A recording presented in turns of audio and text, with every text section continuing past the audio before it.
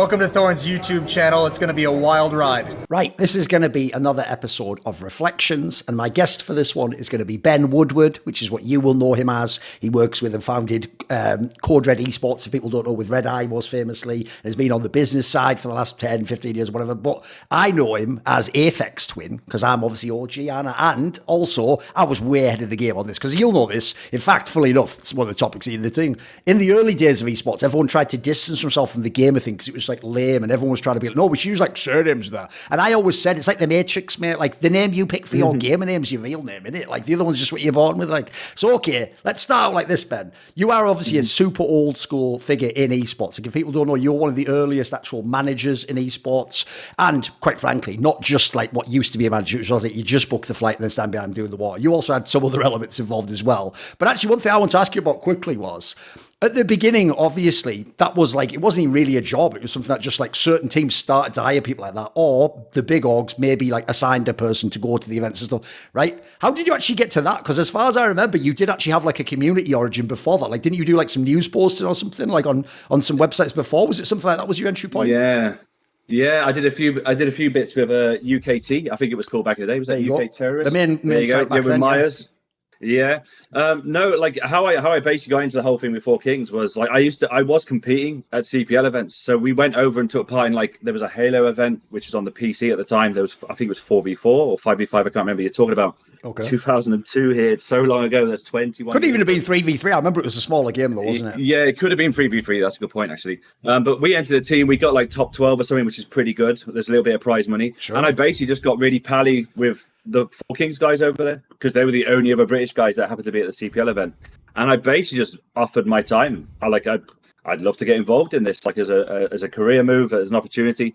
You're talking about 2002, 2003. The money really wasn't there yet. I found out later they were getting an Intel sponsorship that is nothing in today's money. Sure. But yeah, I just offered to help out in any way possible. So I think my very first job in like March 2003 was basically as a war arranger.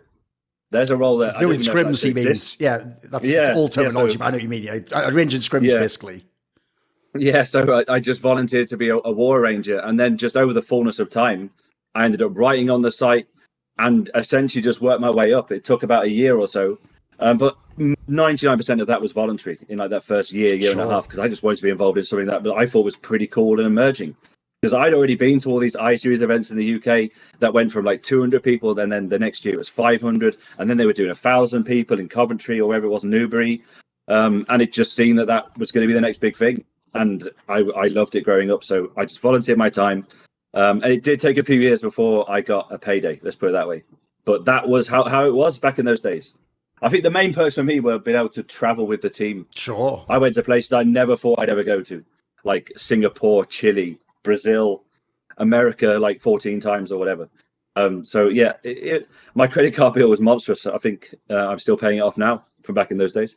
One thing you referenced, by the way, which is actually like a super old school pull, but all OG people will remember it, is that was one of the things in your era that was very famous about 4kings. Is sadly now, obviously, it's not even a team name that's remembered, and even the last 10 years when it was in the beginning, it was around. The last few iterations weren't really legit. It was sort of like where people, funny enough, it was sort of like teams where people just bring an old team name back and say, you weren't even in that team. It was like, it reminded me of that. So the joke is, right, if people don't know, in the 2000s, in the UK, 4kings was it. They were like the top, and they were actually even like a world power. Like it would be like SK Gaming, like maybe like one American org, like obviously the Germans had a bunch of people as well, like, but 4kings was one of the top 4 or 5 orgs in the world. And as you say, at the time, the Intel sponsorship was, remember, for Intel to be sponsoring at this time is enormous. They didn't even sponsor events at times back then. So that was the big selling point, and it was the big thing that everyone used to flex of, like, they're getting the salaries and that. But as you say, like, you know, from some of the behind the scenes stuff from later on, like, give us a sense of, like, here's the thing, it must on one level at the time, relative to what the scene was like, have been a huge sponsorship. But as you say, compared to now, like, the joke is, I'm sure, like, any, just even like a logo sponsor on his shirt's probably the whole bail, right? So what was it like back then in that sense, financially, the setup? Oh, God. I'm trying to remember back to what the Intel sponsorship was. I want to say, from recollection, because it's so long ago and so much has happened in like 15, 18 years. But you're talking around 100K a year was what, like, they were getting. Between 100 and 150. And then you had like a few extra sponsors like the Steelseries and then later on Sennheiser. There was a monitor company that I think is now defunct that was also sponsoring back then. But that was enough to basically bankroll a Counter-Strike team, a few part-time and full-time staff members. But then later on, in the 4kings journey, you ended up having like the WarCraft 3 roster, which would then suddenly take up a lot of that budget. Oh, sure. If not the overwhelming majority of that budget. But yeah, it is peanuts now, because I'm sure there's some teams out there now, just for the logo here, would cost like upwards of 250k. And you might get a few social posts for that on top of that logo. So yeah, it was. But then the other thing you got to remember, it doesn't sound like a lot, but at that time, it was a shitload of money. And for stuff like CPL, for Acon 5, you'd have qualifiers. So you had to make a point of the team would save about 6 to 8k if you went to a qualifier and won it, because all your flights are covered. Food wasn't covered from recollection, but entry fees, because back in those days you had to pay entry fees. But yeah, flights, hotels, entry fees are all covered if you went to a UK qualifier and won it. So those were paramount. You'd save like 30 grand a year just winning them. Here's a fun question, because when you bring that up, I've got an obvious follow-up, which is obviously 4kings notoriously used to win nearly all of these qualifiers. So the joke was they had the money where they probably could have flown there anyway, but then the second best UK team doesn't get to go because they came second in the qualifier and only first place has the tickets. But here's the question, Ben. Remember, this is some old school context here brought in. These are the questions people want to know the answers to if they're about 40, right? Which goes like this. Yeah. Since you were arranging the wars, you should know this, right? The rumour back in the day was part of how 4kings always won every bloody qualifier until like that Wolf 1 years later was that I heard they would like very rarely actually scrim the other top UK teams. And it's like, because obviously you guys had access to the internationals and you could scrim like the Mouse Sports from Germany or the French teams with the other famous one, just because you think how ping worked back then, you weren't going to probably play SK because they had too low ping, but you could scrim a better quality. So the vibe people used to claim was you sort of like gate kept them down and you were like a little bit ruthless, because the plan was, look, they're good as well, but we don't want them to have like advanced knowledge. We wanted them to come to the qualifier and then have pressure on them. And then, we sort of ag vets. That's how we're going to sort of clean up. Is it? What would you say to this? Is there any truth to it? I mean, that does sound about right from recollection. Obviously, after about 6-8 months, I wasn't really war ranging anymore, but it did make sense to play against the best teams in the world. Like there's logic behind that, and what's to learn essentially from playing, a tier 2 UK team when you can play against SK Gaming or AAA from France. We were really close to them. We played with them a lot. AAA, was that the official title? Yeah. AAA. I'm trying to remember. Yeah, that sounds about right. Nico was their owner, or GM, I can't remember. But no, there's definitely some truth to that. And it obviously came back to bite us in the ass, because I remember doing a qualifier. I think it was for Acon 5, where Dignitas had just emerged. They had people like Critical. Oh, God, I can't remember the rest. But we maybe basically Wills, lost or someone, those guys. Yeah, it was like, Wills. And it was like the next generation of talents, if people remember, yeah. Yeah, it was the biggest shock to the system ever. It's like, holy cow, how have we... I think we lost fairly convincingly. It was the first time we'd ever experienced full-on like BM in a venue. Oh, right. They win a round, they stand up and start screaming in your face, and everyone's just like, "Well, we have never experienced this before." We go to CPL events; it's all very straight, yeah. And you very rarely shout at each other. But yeah, so it came full circle in the end, like a few years later, because teams caught up big time. So yeah, it sucks. One of the other interesting things to me is you actually came into 4kings right at the tail end of when they were still transitioning the older members out. Because basically by the time in your full heyday, it was like only Mangiacapra was from the OG teams, and it was like because another thing 4kings was very good at with the sponsorship was the other way they always remained on top as well is, say you came close to beating them and you have some young guy, we'll just offer him to join 4kings and come over, mate. And then you just keep all the talent. So in the early days, like, do you remember some of the guys from the original teams? Like maybe you had like the Dutch players and stuff. Like, was this around the same era of time when you joined the team? Oh yeah, we're talking like 2003 here. So that would have been Migotti, Harriman, Mangiacapra. Xenon. Harriman, obviously Mangiacapra, yeah. Who else? Oh, I'm seeing faces here and I can't. I remember you had the Norwegian player DarK at one point in time. Yeah, no, DarK, what a nice guy he was. I haven't spoke to him for many years. But yeah, so around that time, it was those players. And then we'd have the likes of HudzG would come in. Day from Norway. Yeah. So yeah, anything before that, I wasn't really involved in the slightest, to be really honest. But not the uber old school. Yeah. But the more householdy type names like Harriman, Migotti, Day, and then sadly, AD as well. Yes. Sadly, he died now, unfortunately, yes.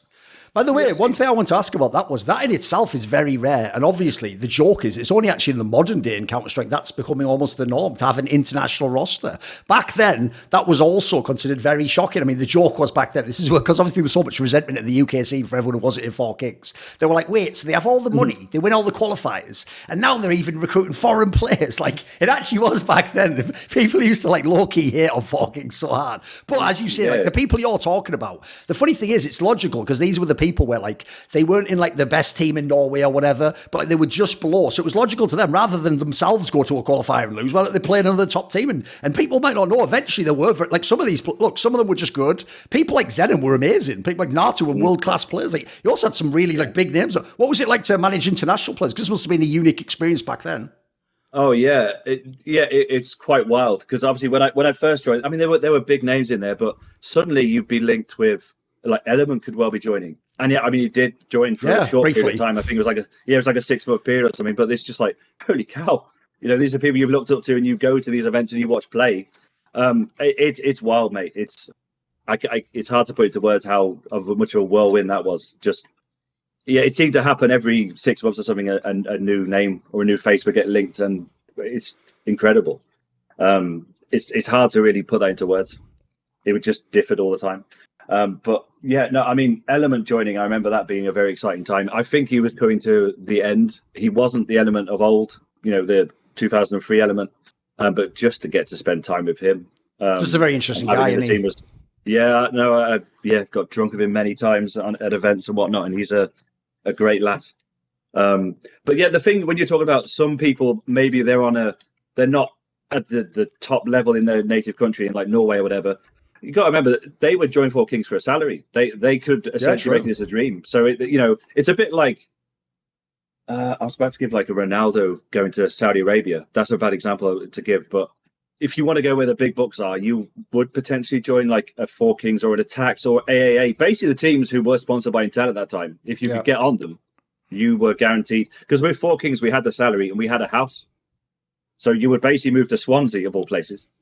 And scrim full time out of that house, so you wouldn't even have to worry about boarding. And all your costs were covered, and you obviously have a salary which is nothing compared to today's salary, I might add. But in those days, you could, that money went a long way, and you can guarantee getting to all these events. So yeah, people would join for that. Give me some thoughts on Mangiacapra, because obviously he was the dominant name within the UK scene for a long time. As I say, he was basically the mainstay of all the best 4kings teams until basically he pretty much decided himself to leave the game. So, like, this was a very interesting guy, but crucially, he was a very private person, actually. He wasn't a guy doing all the interviews. I mean, I don't even know if a video interview exists of this guy. Like, even though he was essentially like the top daddy as the fucking UK player, he doesn't really have the status of like a heat and stuff. People forget, they don't remember. Yeah. No, I always got on with Mangiacapra pretty well, but yeah, I don't actually remember him ever doing any sort of interview at all. A very private guy. Even so, when I went to events and stuff with him, we would talk like there was no tomorrow. We just wouldn't stop talking. We were just like the best of friends. And the moment we got back home, and like I was never in Swansea, I was always remote, but just getting a word out of him was impossible. Like he was very detached when it came to online stuff, but. No, he was a really great guy, and I do think that he's not on the level. He's not talked about as a Heaton, but he is a staple of UK Counter-Strike, for sure, and will always be remembered as that guy who's. I mean, let's put it. Look, right, 4kings never achieved greatness internationally, but he stood above everyone else in terms of like the UK. I think our best performance was probably finishing second at WEG, which he was part of. That's for like 50k. Yeah. And coming fourth at one of the CPL events, or was it fifth, and getting like 12.5k. So yeah, internationally he's not really spoken about, but he is like the grandfather of UK Counter-Strike.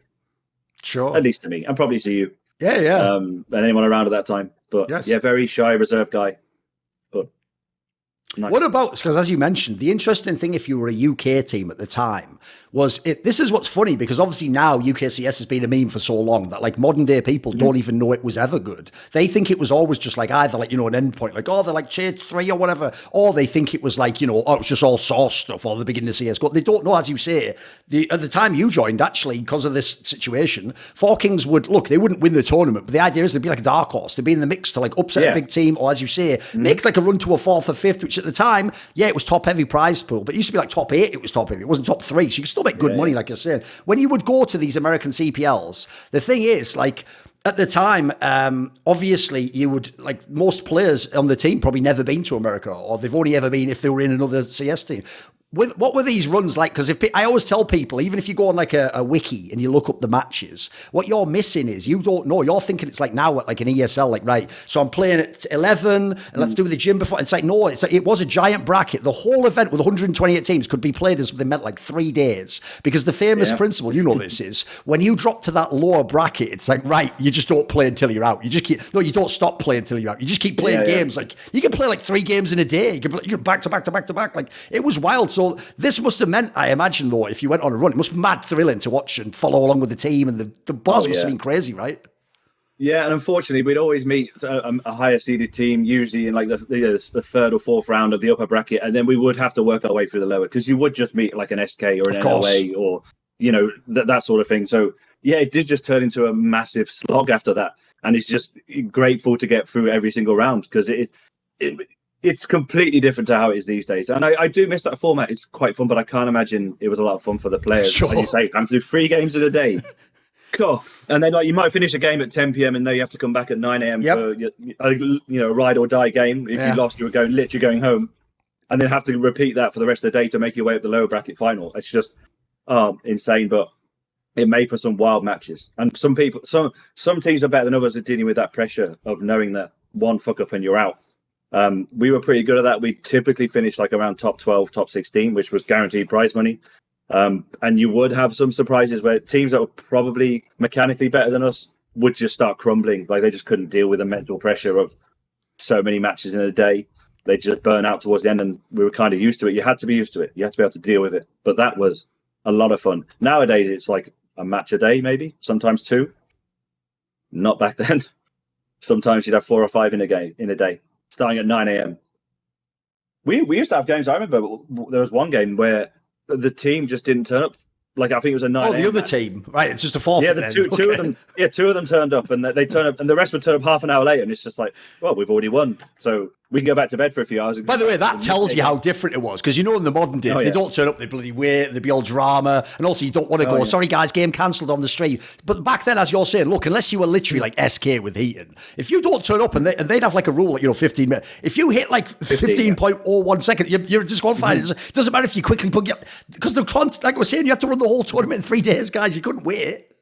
And the amount of people, like when you have that situation come up, the amount of people who you could tell they were visibly hungover, or they still stunk of alcohol. So yeah, they were a little worse for wear, and then they just got knocked out and had to go home. So harsh lessons learned there. But it wasn't as professional as it is now. Let's put it that way. You'd have all the teams just congregate at the bar over night time and try and get to bed for 3 a.m. knowing you got a 9 a.m. match. Yes. So. No, if people don't know, the joke was what gave you parity was that all the other teams were at the bar too, and everyone was drinking. So that would make it like, you know, it's almost fair that we're both hungover. It's why the joke back in the day was, it is true, one of the things that SK, famously the Swedes, did do, partly because the Swedes and also because they were the biggest team, was they actually just were the first to be pros and go, you know what if we just went to bed at like 9 p.m. and drank water instead? Yeah. And then the joke is that they were already the best anyway, but they were like 1.5 times better, weren't they? No, I do remember that. I remember trying to Heat, and a few of the guys just like, you're coming down to the bar, and they're like, no, and you just see them go to their room at 9:30. Exactly. Like, okay, then fair enough. But yeah, they then win the event. So, but we're all just young kids having fun. To that extent. But yeah, they did take it a bit more seriously. But the crazy thing to remember around that time, it was just SK, AAA, 4kings, and ReDeYe who were like sponsored by Intel. So it was basically those 4 teams in terms of resources and finances were head and shoulders above the rest. And you know, you could attend every single event, and you did have people who were full-time on those rosters. Everyone else was kind of just about getting by, trying to qualify through qualifiers, or some teams would have to pay a little bit out of pocket. It was all just a completely different world back then. It's nothing like it is now. I always say team would earn more money. It was more like if you weren't in those teams there, which had like sort of the status of it was more like being a starving artist to be a pro player. You just did it because you really loved being good at the game, didn't you? Yeah. No, exactly. So just a different time completely. I do miss it. One thing, because you referenced it earlier, obviously being on 4kings and especially winning qualifiers, like one thing the UK scene was on lockdown is like, even if eventually people could win other qualifiers, the World Cyber Games qualifier was always going to be Mangiacapra plus whoever attends the event with him. And then if you don't know, because World Cyber Games obviously was like the Olympics of esports, that was always sort of like, I would say that was always the one that the joke was that was the one where just winning the qualifier was often considered the prize because you would get to go to Korea, maybe China later. Yeah. Like that was the crazy one. Because as you say, like, look, USA to us was the shit, but then you did just land in Dallas and you were like, it's just America. Like, it's hilarious how naive we were. It wasn't anything like that. But if you could go to like Korea or something, like you're saying from WEG or WCG, that's a game changer. Like, I'm sure when you go there, like the culture is, you can't imagine what it's going to be like, right? And also the other thing is, whereas in the West, as you're saying, like the events were smaller, the scale was smaller. It's like it was super niche. Like if you knew esports, you might know that these guys, they think when you would go to Asia, they would have a crowd and they would have like a TV studio set up and you'd be like, what the hell? Like, is this really going on over here? It was wild, right? Yeah, no, that was insane. So yeah, it was a case of like Mangiacapra at Kuji, and then it would be like +3, like just other. Well, towards the end, what we used to do was we'd just go with the tag gamers, like the there you go, the second best sort of guys. Yeah, I think there's one guy called Duck. I can't remember the two guys' names. But yeah, they just win that with their eyes closed essentially, and it was then just a holiday. They were never expected to actually do very well because you obviously got free ringers or free stand-ins for that event. But yeah, you go over and just be like, especially the careers, it's a whole different world out here. Like, isn't that so? Back in like 2016, 2017, that was like our vision for what esports would be like when you go to Korea and you'd be like, yeah, huge stadia, some events on beaches and stuff like that. We're all seeing the old pictures, a whole different world, and that did come to fruition eventually in the Western world, maybe like 5, 6, 7 years later. But at the time, we we're like, holy cow, this is where the industry's going. Yes. Fingers crossed they don't make a new Counter-Strike and the old Counter-Strike dies. And there was a lot of talk about this, the last event for Counter-Strike. Yes, for years. Counter-Strike Source. For about 5 years, we kept getting told CS 1.6 is dying now, so just quit, guys. Like, it's quite sad to think about. But we would just shake hands at the end of a CPL event and be like, oh, that's that. Exactly. Then. We'll see. Won't see you again. Surely this is the end for Counter-Strike. And then obviously, famously, WCG did Source. Everyone just thought for a minute, okay, this is the game that people would move over to. And that obviously, thankfully, didn't really happen. But yeah, we all assumed it was the last, all these big events. Sure. So, it was wild. Let me ask you about a few of the names of this era then, because obviously some of the big international ones are, like you said, these were the catches. Now, look, there's logical reasons as to why they would join the team. But again, at the time, remember, a fan behind the scenes doesn't really know the economics and stuff. So he's actually just thinking like, what, Natu joined? Isn't he one of the top? He could be like the top Finnish team or something. So I want to ask about those three players because all they are the big names. You got Xenon, where if people don't know, like he'd won the CPL the year earlier. He was a Swedish player, and obviously he was like a Quake legend as well. So he was already like bona fide, like fucking royalty in esports. Then you had DarK was obviously the guy where he was also another like elite player. His problem was obviously in Norway, they didn't ever have the sponsorship set up in the orgs. And then the other one was obviously Natu, who was another person who people now know as like the end zone and stuff. They don't know. He was like a super long career in 1.6. Like basically played a bunch of international teams, was always a very good player. So who were these three guys? Give me some insight into these. So in terms of like the recruitment of them, I can't talk to like Xenon and DarK because they came in just like as I started there. But in terms of, are you talking about personalities here or in-game? A mix of stuff. Just what are some thoughts or some insights you can give us? Yeah, I mean, well, firstly, I'll chat to Natu, who I got on tremendously well. Big friend of yours, right? A big friend of mine and has been. Didn't he live with you for a while in the UK or something? No, he lived with. Maybe he lived with Mangiacapra then? Yes, it was Mangiacapra. He lived with for like 6 months. He had a few issues he was trying to resolve and basically moved over and lived with him for a bit. But no, he was a very, very nice guy, and it still is. We still stay in touch every couple of months. And it was a bit of a coup getting him because I'm trying to remember what Finnish team he was on that we basically got him from. I think it was the Skyline or something, right? Yeah, potentially. Or was it the Astralis? The people who know was Astralis was a Finnish team at the time. Yes, could have been one of the two. Yeah. I imagine it was one of the two. Yes. Yeah, but I remember him being a big coup at the time. and people have been very excited by him joining. And he was just a very humble and down-to-earth guy as well, very chill. Even though he was incredibly impactful in the server and changed the team for the better, he was one of the most down-to-earth people you ever meet. Same with like DarK and Xenon, although by the time I got involved with the team, I think they were kind of on their way out to an extent. Right. They're talking around like 2004. I was about to say 2014. It's not. It's 2004. We're going so far back. I'm trying to remember. But yeah, they were nice guys, but I think they were making changes quite rapidly around that time. I'm trying to remember who came in for Xenon.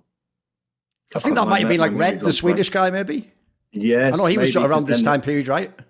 Yeah, he was 2004 or 2005 around that time, and then I remember him going for CPL, and then not CPL, sorry, CGS, and he famously accepted and then declined. I think was he one of those people who basically went? I think so. Yes, yeah. I think he was supposed to be on one of the teams, right? And then he just bailed last second or something, right? Yeah, he signed the agreement and they made the announcement, and he joined the CGS and then bailed. But no, look, I haven't got any issues with anyone we worked with in 4kings. There were some guys who were very introverted and didn't really talk a huge amount, which is fine. Everyone's different, but there was great team cohesion. All 5 of the guys got on like incredibly well, so I can't really answer that question any better than that, because trying to remember back to the tactical genius of X, Y, and Z back in 2004, sure. I can't do it. Don't worry about it now. Don't worry about it. That's my job anyway, so no one else is allowed to infringe on my intellectual property. No, here's the question though. Even though, as you said, look, within the team there was always like people got along, had good friendships, and even when it was in national team, actually, that was the thing they did a pretty good job with. It seemed like, because there was never any things. I've heard there were some spicy stories though. Like I've heard there was times at 4kings whether it was like a couple of people didn't get along, or it was an event where things, like for example, if people don't know some of those WEG events, you live there for like a month. You're just living in a house with all your teammates. It's not the same as just going to the event and you go home 3 days later. Like I've heard occasionally there was like the odd fist fight or bit of a scuffle or something. Do you remember anything without names? Do you remember anything you could tell us? Right, no. This is going to sound like a proper cop-out answer, but I can't. I just can't remember. Okay. Undoubtedly there would have been, because it wasn't like when you did those WEG events. I think the first ever WEG event was something like 2.5 months or something daft. It was like 2 or 3 games a week, all in a studio, and you just lived in Korea for like 3 months. Which, as I said, the CPL used to be 3 days, guys. Like, you know, 3 days, and then obviously, like we had the house in Swansea, which you would live in maybe for like 2 weeks before an event just to prep. Oh, it's just for boot camps and stuff. I see, right? Mainly, but there was a couple of guys who lived there full time, but then the foreigners would fly in a few weeks before, so like the darts and the natus as well. But yeah, so when you spend 2.5 months with people you don't really spend a lot of time with, apart from 3 days every 3 months or whatever. I wouldn't surprise me if there were words had amongst people, because I wouldn't surprise me if every team had that sort of issue. Because some people are going to like Korea for the first time, and you're not just going to Korea to do a cheeky event for the weekend. You're going there for 3 months, having to eat Korean food. You basically can't do a lot without an interpreter. Having been to Korea multiple times myself, it's pretty hard to do anything. And you are literally, and if I remember correctly, that WEG was in like the mountains somewhere in the middle. The first one wasn't even in Seoul, if people don't. It was in like some Daejeon or some like place I don't even know, and I lived in Korea, mate. Yeah, I've heard it was in like some place where the problem was like, because people hear like, oh, you're in Korea, they think you're in Seoul, right, in the metropolis. They don't know. This was like you were in like, it was almost like being in like an Olympic village off in the middle of fucking nowhere. And I heard there was like nothing you could do. You're just like, oh well, we're just in these chalets, like school.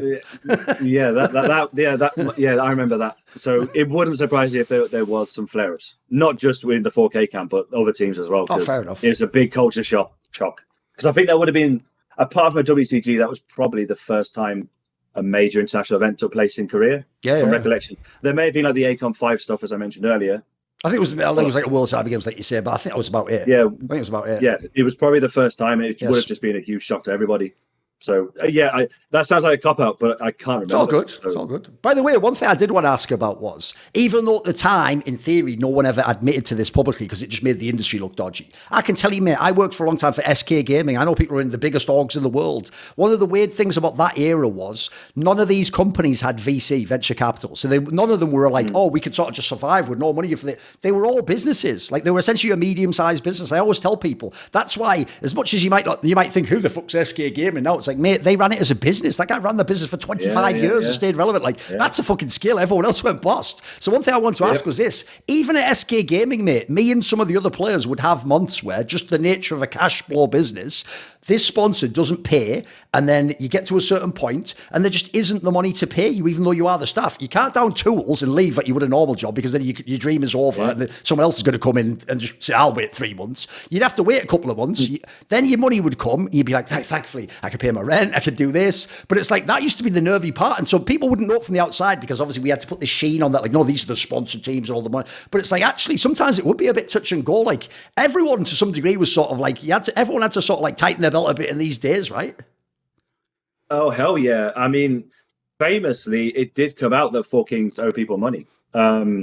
So there was, I think the biggest issue, like 4kings was going swimmingly. So just for clarification purposes, I was essentially the GM. There was a guy above me who you no doubt know as Toby Aldridge, who's basically the owner of the business. He was basically full-timing the business. I was most of the time, I was part-time. But I would essentially work full-time hours. But basically, he was the top dog. And for years, it ran swimmingly well. People were paid on time, never any issues. And then one day, Intel basically went, we're going to slash budgets. And it happened on a smaller scale for other teams. But from the UK budget, it was a colossal. It was like 50%. Right. And there was panic stations. I wasn't really into selling the sponsorships or anything like that. But Toby asked me for my help to try and get some sponsors and stuff in. But naturally, 4kings fell behind in paying folk. And I can happily say this now, because if you were to Google it, you could find it. There were some players who were probably still owed 6 months of salary. So it was touch and go. It doesn't really matter how big or how small, but it was so volatile then, because this would have been after, when was the global financial crisis? 2008. Yeah, so it would have been just before that. Yes. Because I hadn't been paid for like 9 months. Sounds mental saying that out loud. But yeah, I hadn't been paid for 9 months, and I basically went and did the CGS, which obviously paid infinitely more money. Yes. But yeah, loads of people were affected by that, and it's not just 4kings. Like, there were other teams that had this, but for the most part, it was kept on the down low. And I'm hopeful I haven't spoken out of school here. I don't think I have. No, that sounds I'm pretty sure this does. I think it's public. It is. I think the stories certainly have been told at some point in time, whether or not you can Google and find it. Right, here's another question I would ask. You referenced it earlier, but another angle people forget is, because obviously back in the day, if people don't know, like the main esports games was Counter-Strike. You had like, the Quake or something if it was around, a dual game as well. But the other game was WarCraft 3. WarCraft 3, people forget this. It's because there was a gap between WarCraft 3 and StarCraft 2 in terms of like scale. So people think StarCraft 2 and StarCraft was the only thing. The joke is StarCraft 1 was just Korea. Almost no one in the West played that shit. Like, WarCraft 3 was the game in the West. That was the game in the 2000s. And crucially, at one point, 4kings had the best player. They had Grobby, who was, the joke is, like, he's still a fucking enormous name. Like, he's one of the like titans of esports, right? Do you remember this era? Because obviously this was a very big team for 4kings. Yeah, it was at some point it definitely eclipsed like the Counter-Strike team. Well, obviously, I mean, logically, of course it did. But there were times where you would basically win every team event you went to, you'd win. Because obviously you had Grubby as part of it, and Fury and Valve and those guys. And one of your like 3 or 4 superstar players will win like the solo event, because there was a team tournament, there's a solo tournament, depending on which event it was. But you would basically be guaranteed to come top 2 or win every event that you attended. Just batshit crazy. And it was essentially the precursor to what would become the phenomenon that was like Counter-Strike, which StarCraft 2. Yes. So basically, like, WarCraft 3 just died a death. StarCraft 2 came out and basically took its place. And we all saw here how massively huge that was. But yes, this was like its baby brother. It was, as you say, StarCraft was just basically Korea. It would be at WCG, so you'd have a global event every year, but outside of that, not a lot. People like ESL putting on plenty of WarCraft 3 events back in the day. Loads. Loads. It was one of their main games. Because as you say, the weird thing is also StarCraft's famous for 1v1, but as you said, the team aspect was actually a big deal. Of like, the joke was, as you said, you'd have the solo tournament like at the actual event. It's a bit like this in Quake, if people don't know. It used to actually, the joke is your clan in Quake would play team deathmatch or capture the flag. Then just your best player would go in the dual tournament and try and win that. Like, that was actually sort of like the normal day. Because as you say, the thing that died out in StarCraft 2 is the team aspect wasn't as important, obviously. But that was the lifeblood of the scene, was the team aspect, right? And as you say, day, you'd even make the team like that. It's like, look, everyone, until Meteor Makers blew all that money, no one would really have a team of like 5 superstars. It's like a fucking football team. Not everyone, there was no Man Cities. You'd have like, you'd have Grobby, someone else would have Moon, someone else would have this guy, but then you'd each have like, a second best guy, and then you'd have some people that are just good at like, they're just good in team games to round it out on 2v2 or whatever. It was a totally different scene in that sense, right? Yeah, no, it's crazy. You've just said MYM, and that's a name I haven't heard of for a while. I just remember them coming in and spending obscene money. I heard for real, dude. Like they were the ones where it was like they had the famous saying, like they had more money than sense. Like they didn't just come in and go like, "Hey, mate, like I've heard you're the best and you're on 5K, so here's 7." They'd be like, "You're on 5, here's 15." And then, so everyone would be like, "Yeah, no shit." And then, unsurprisingly, Ben, that's what went broke after the recession. No, indeed. Who knew? Yeah, in my head, like obviously we were paying top dollar for people like Grubby and Vov at the time, and then MYM came along, and I remember them. I think it was Moon they paid, or they gave an offer to. It was like $12,500. Which at the time, that's like maybe he was making 2,000 before or something. That's crazy, like right? 4,000 or 5,000, exactly. Maybe, yes, similar to what Grubby, roughly what Grubby was on. But they just came in and went like, "We'll just double it." But it's just like, oh, okay, So that really didn't help the scene. I don't think that basically was a mess doing that. But yeah, that we don't. It's a shame we don't have those sort of events anymore. It was a lot of fun. Obviously, it was pretty cool to have the very best individual players also play as a part of the team. Yeah. Because so people know you weren't literally like 4v4ing on a map. You basically have individual battles, but there's collective as a team, and you'd accrue points and so on as you beat people. So it was all about, we roughly know what their pick order is. Like we leave Grubby to last to make sure he plays this guy. And there's lots of thought that went into it. And you do stuff like, you get your worst player and you tell him, right, we're going to use you as a surprise player on this map. Just practice this one map and they'll probably send their ace or something, and you scout it. Yeah, what do you call it? Snipe him was the angle, right? Yeah. There was tactics to it, even fielding the players, wasn't there? Yeah, no, who in what order against, and you had to guess who was going to be playing what map and when and why and put your best players. That's a lot of fun. I fell in love with Warcraft 3 around that time. It was definitely up there with Counter-Strike as because a victory against like an MYM or another big team, it just felt so good because you'd have to out-tactic them with your picks firstly. And then throwing Grubby as a surprise at the end. They're like, we thought Grubby would be playing the second match against this guy, but no, Grubby comes at the end to clutch the match. Matches would take like 4 hours. It was fantastic fun, and there's nothing that compares to that now that I can think of. No, it's a very unique format. Yeah, it's just very unique, but it's it just died a painful death. Although I have seen it made a bit of a resurgence in China. Basically, it is still like alive, but that's because that is just another world. Yeah, I spoke to Todd. I think Todd played in the tournament not long ago, maybe like 6 months ago. Right. So he's now like a full-on poker player, I believe. Sure. So, by the way, so many, not just 4kings, but Counter-Strike players from back in the days is now a poker player. For sure. Well, people like Jaguar has already won millions. Red has won millions playing poker. There's probably others that I just can't remember off the top of my head, but that was the past. I mean, even Mangiacapra used to play for a while to make his living, right? Well, he's since become a very successful businessman and has made his money. He's essentially retired already at the age of... He's the right side of 40, let's put it that way. Fair enough player. He's retired, living in Ibiza in a mansion. I mean, if people don't know, he was the grinder out of the players, right? He was the guy who was always in the bloody server practicing some angle and something. He definitely earned it, I'm sure. Yeah. But no, I also remember that Grubby tried to pick up StarCraft 2 and he did okay, but there were other people that were like just ahead of him. Like Todd also played it. Yep. I think Vov did. Moon may have dabbled in StarCraft. But just a different time. It was so much fun. I miss Warcraft 3. I tried to play, I was never good at it. Sure. It's a very complicated game. One thing I wanted to ask about as well was, as you say, in the UK scene, it was weird because when you'd have these qualifiers, which just were our events, because like it wasn't actually until years later you had the odd CPL or some stop come to stay here, which even then were never really like, they were never the scale of the American ones, right? What was it set up like back then? Because as far as I remember, like it was actually kind of rare that you'd even have like an audience sometimes. Sometimes it would just be a tournament area or something, right? And sometimes maybe you just had to like watch the games on a demo. So did you actually do many events that had like a proper crowd and a proper stage set up back then? In the UK? Yeah. No, well, obviously the I-Series events, multiplayer had the ACOM 5 qualifiers a few times, and you'd have like 100 people in an audience. But when CPL had a stop in the UK, and when they had the qualifiers too, that it's a handful of people. Right. Like there was just nothing really. In all honesty, I think it was just maybe too soon, because even going back to like 2005, I don't recall there being a lot of video content that you could enjoy. No, there wasn't. So you basically had to watch the event. So when you went to a CPL event, you'd have like 500-600 people, which at that time was like, holy cow. Depending on how they set up the stage, you'd have a lot of people.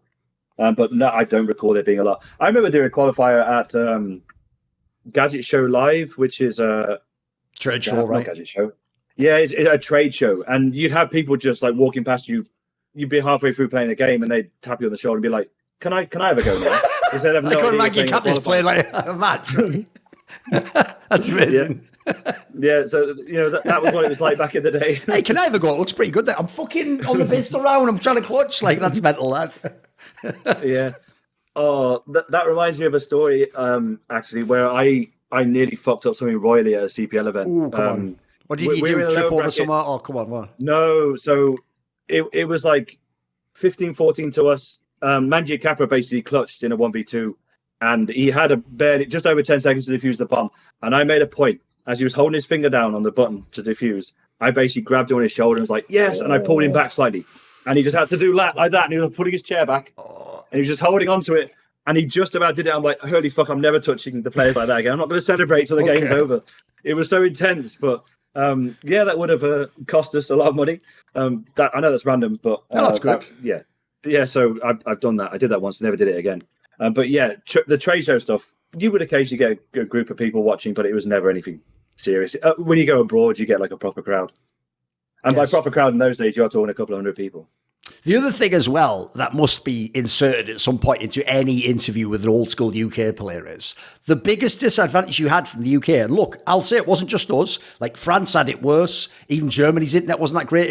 Mate, the Nordic internet was like about 1,000 times better. Like the joke is I'm pretty sure even in your era, I don't know if even every single like UK player had cable back on or DSL. Some people were on ISDN and stuff. Like the actual internet situation was worse, right? It was way worse. And people might know, despite it's one of the reasons I don't live in the UK now. The internet's still not that great in infrastructure in the UK. Like it's still the nightmare if you work online. It is complete roll of the dice when you move into a house. Even if it says it's got DSL at this speed, you don't know if that's good, if it's dodgy, if it's what, because the UK system's still a bit fucked like that. But like back then, especially, like you never knew they could have crazy problems, right?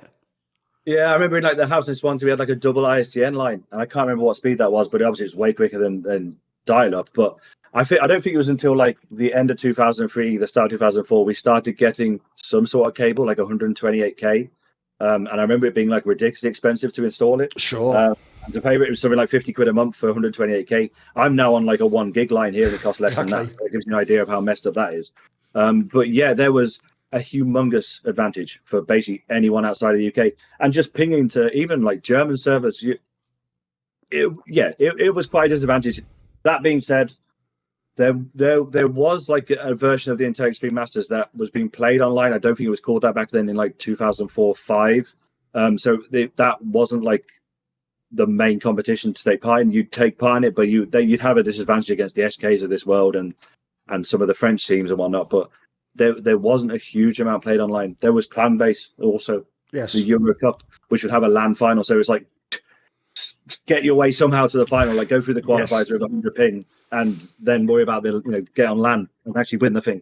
But yes, it was a big disadvantage, especially in scrims. Yes. They were like 150 ping against 4. Doesn't help.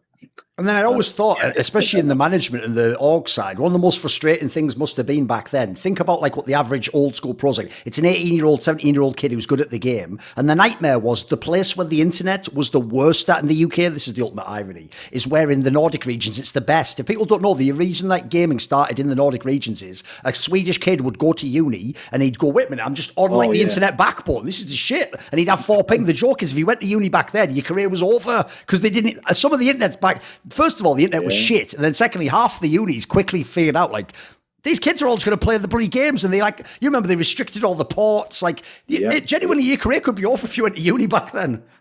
Yeah, no, we didn't have this problem in 4kings, but we had it in London Mint when one of our players, URL, basically went to uni. And so you're talking like 2007-ish time. He basically had those issues. He would have to come to my house here in Birmingham I think he was at uni in Nottingham. So anytime he'd officially come to my place and I'd set up a computer for him and let him, he could play from here. But just practicing became nigh impossible. So that, you know, but yeah, that was a big issue. But I don't recall how many people we had, at least in the 4kings days, who were at uni. I don't think, apart from maybe Akuji was just coming to the end of his uni, we didn't really have anybody. But yeah, that was the scenario. Yeah, ironically, as you turn 18 and go to uni, your career is essentially over. It's mad, isn't it? Unless you go to a LAN cafe.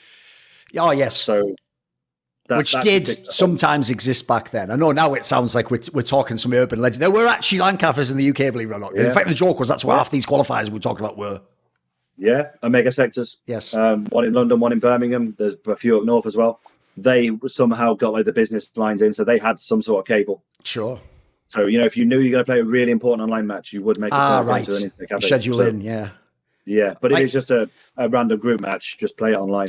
Since, as you said, you did then go over to the CGS thing when that began, like one of the things I feel like has to be said, and this is where people, like one of the things I consider like my specialty and my like main thing I can contribute to the scene is I know some of the context to these things. It's not just like the fact of what happened. So for example, when people hear about the CGS and everyone knows like they didn't do CS 1.6, they did CS Source, but as we say, that was basically like the heyday of CS Source, and then it didn't get its chance after that, right? The joke was when people swapped over, they didn't just swap over because they were a traitor and it's like, just go and... You didn't stick with it. They swapped over because, like, you're think about some of the economic things we're talking about. Like, if you were the best player in the world, you made £1,000 salary a month. By the way, you couldn't even live in London on that in like a fucking closet. Like, you know what I mean? There's nothing like, so back then, like even pro, I always used to say this, dude, at the end of 1.6, when Khan was like in Fnatic and used to win everything, he used to like make at the end of the year for like breaking the prize money record, he'd get his share and it'd be like $20,000. It's like, what's he supposed to do with that? That's not money. So here's the thing people don't know. When CGS came along, one of the key selling points to get every person wanted to join, because they said every person gets $25,000 a year salary. That's just your base. And then you can try and win the prizes. So the point was, you remember, this is why people like Jason Lake sold their orgs. The vision at the time was everyone has to go all in on this, because if this doesn't make it, like it's dead. It was just, it was just a dream, a flash in the pan. That's what esports felt like it was going to be, right? Yeah, so you were right. So yeah, it's literally a case if you qualified, you get a 25k starting salary. You would get 90% of the prize money. So it wasn't just your team, obviously, because it was a collective. There was the Counter-Strike team, a dead or alive player, at the racing game. I can't remember, but yeah, 90% of that. But yeah, so that is a tremendous bump up for a lot of the guys who moved into CGS, especially like some of the North American teams. If you weren't 3D,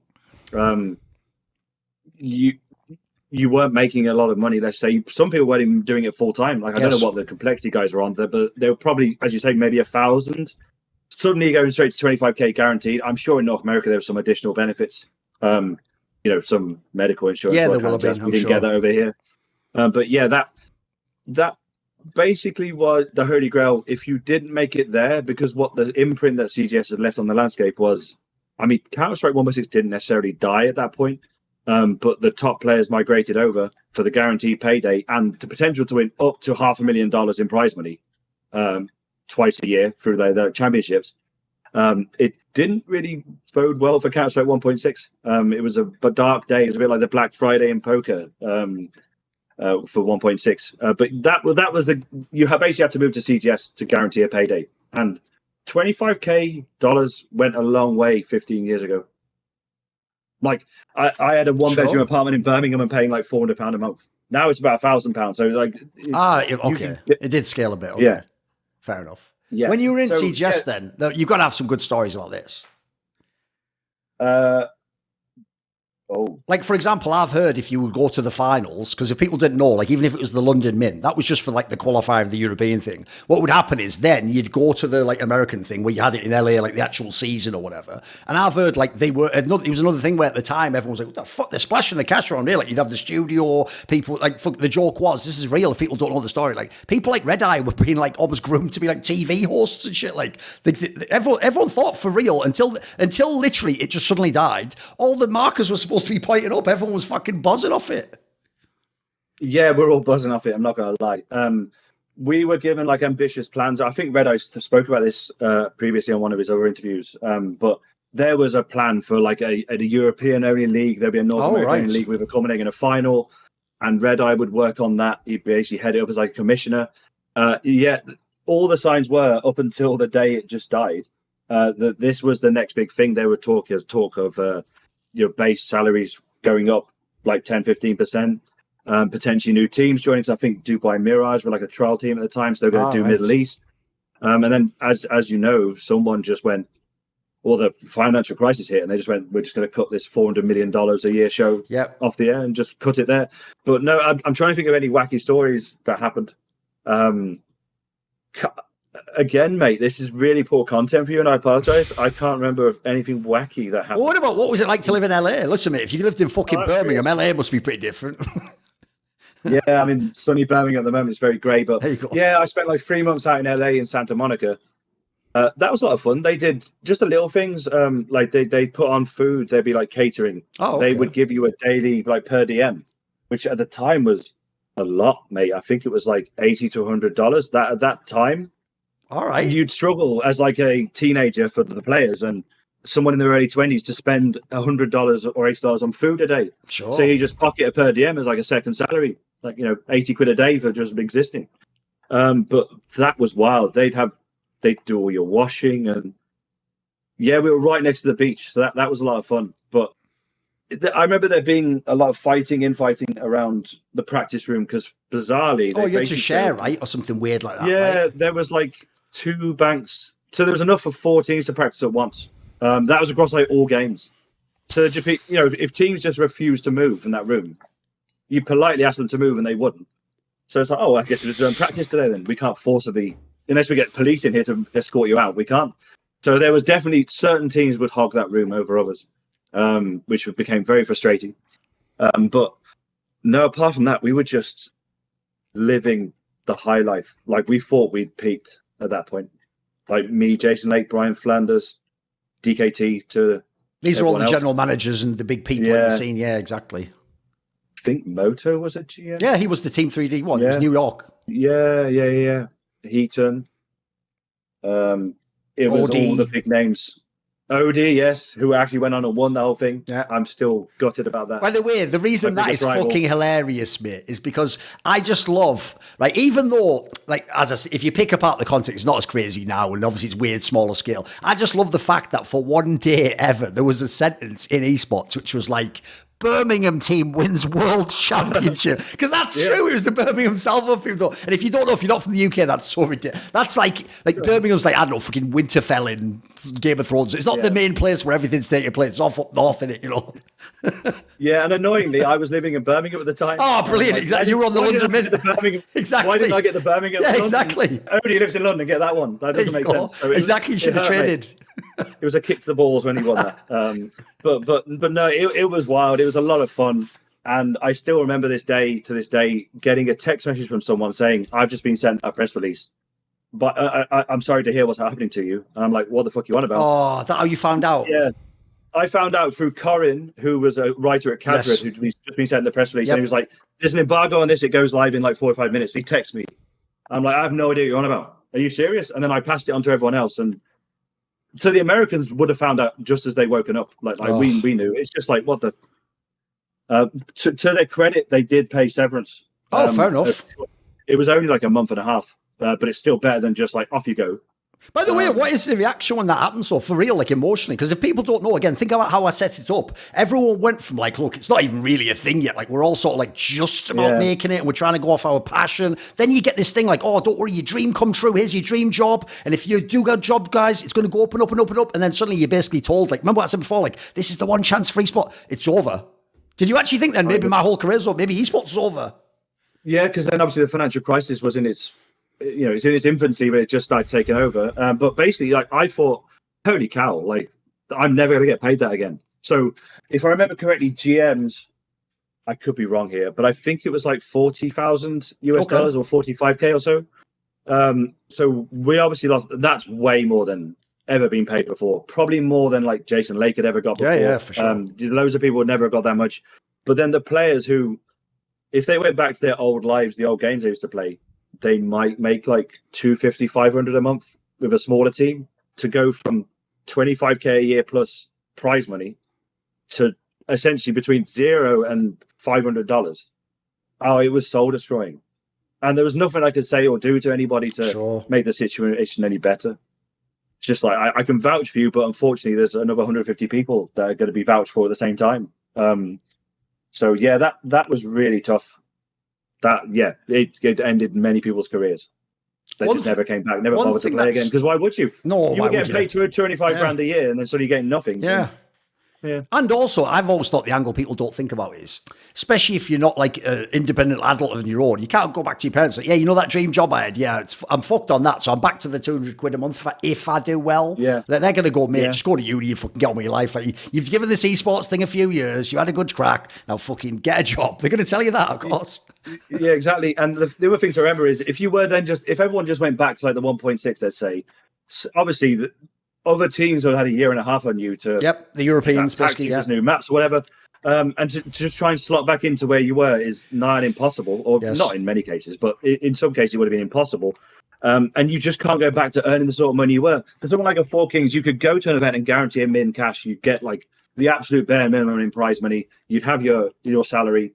If they then went and did that post CGS, I don't think you'd guarantee a min cash. So you're just running at a loss or making barely anything. So why even bother? I'm trying to remember what like a load of the guys did. I think, well, obviously like Mangiacapra, Pete, one other guy whose name escapes me, they went and formed a business that they made a lot of money on. But they went and did something else. But around that, they did just carry on playing Source. Because you remember the prize money. I think winning a Counter-Strike Source event was about 10k, and it was like every 3 months, like a multiplayer event. So that's some nice pocket money. But what they smartly did, like those guys from the Salvo, they basically reinvested their prize money and started like what was essentially a drop shipping business. They didn't have a name as drop shipping back in the day. Before it was a big thing, yeah, it wasn't a thing. So I think when I first met them, they were like, "We're importing these little like prams for." Little dolls, so they're like little tiny things, little plastic prams. They buy them in from China for like 30 cents a pop, sell them on eBay for $5, and they just do that en masse. Now they employ like 300 people just doing it full time, and they just sit back, relax, and do very little. So they're basically retired. But so some people were smart, invested in business. Red went and played poker full time, made millions. Shagwa made millions playing poker. But yeah, the majority of people, it was just the harsh reality of I'm on the dole next week. Sure. There's literally nothing I can do.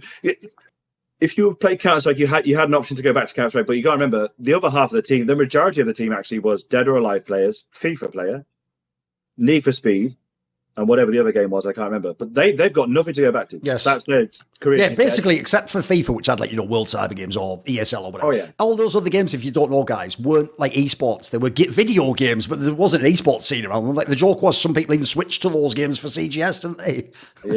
Yeah. Getting 25k a year for playing Need for Speed. There was no scene before that. Yes. Literally nothing. If there was, it would have been worth a couple of $100 or something, just an online cup or something. So yeah, By the way, one thing I thought would be fun though is there's some people from this era that are actually around sort of now. So I'm going to ask. So one player, if people don't know, who played in the London Mint, you might know him, guys. This guy called HenryG. I believe it says G. Yeah. HenryG, the caster, if people don't know, used to be a pro player in this team. Who was HenryG at the time? Because this must be when he was like a teenager or something, right? Yeah, I think he would have been like 18, 19. Fairly shy, reserved guy. Nothing like hard to believe, isn't it now? It is really hard to believe. But yeah, it was people like URL who were the very outspoken, brash, extroverted guys. HenryG was a bit more subdued, a bit quieter. He was just finding himself. He was barely an 18-year-old when he was in London Mint, but never had a single issue with him. He was always a really nice guy. And he went on and did fantastically well in his later part of his career. So I'm trying to think of who else was around back then. Yeah, the HudzG was the classic one as well. He definitely carried on playing for a few years after. Yeah. I think he played for Mouse Sports. He did. In early CSGO, he actually was still playing, yeah. Yeah. He was, by the way, if people don't know, do you have any stories about him? Because if you don't know, Richard's told some stories that, like, he was just a bit of a strange guy. He was a very nice guy, but he was a bit of a strange guy, wasn't he? Like, he had sort of his own ways of doing things, as it were. So I have got an opinion on this. I'll basically tell the story. So he had chronic OCD. Okay. Basically, if you sat down next to him and let me try and think of a better way of explaining it. Basically, opponents would find a way of getting into his head. All they had to basically say on the server as he's just joined, he's doing his settings and whatnot. He's like, have you got your mouse pad in the right position, George? And that would just stick in his head for the next hour. He'd get a mouse mat. He'd change his mouse mat. He'd get a different mouse mat. He's like, I'm not sure about this position.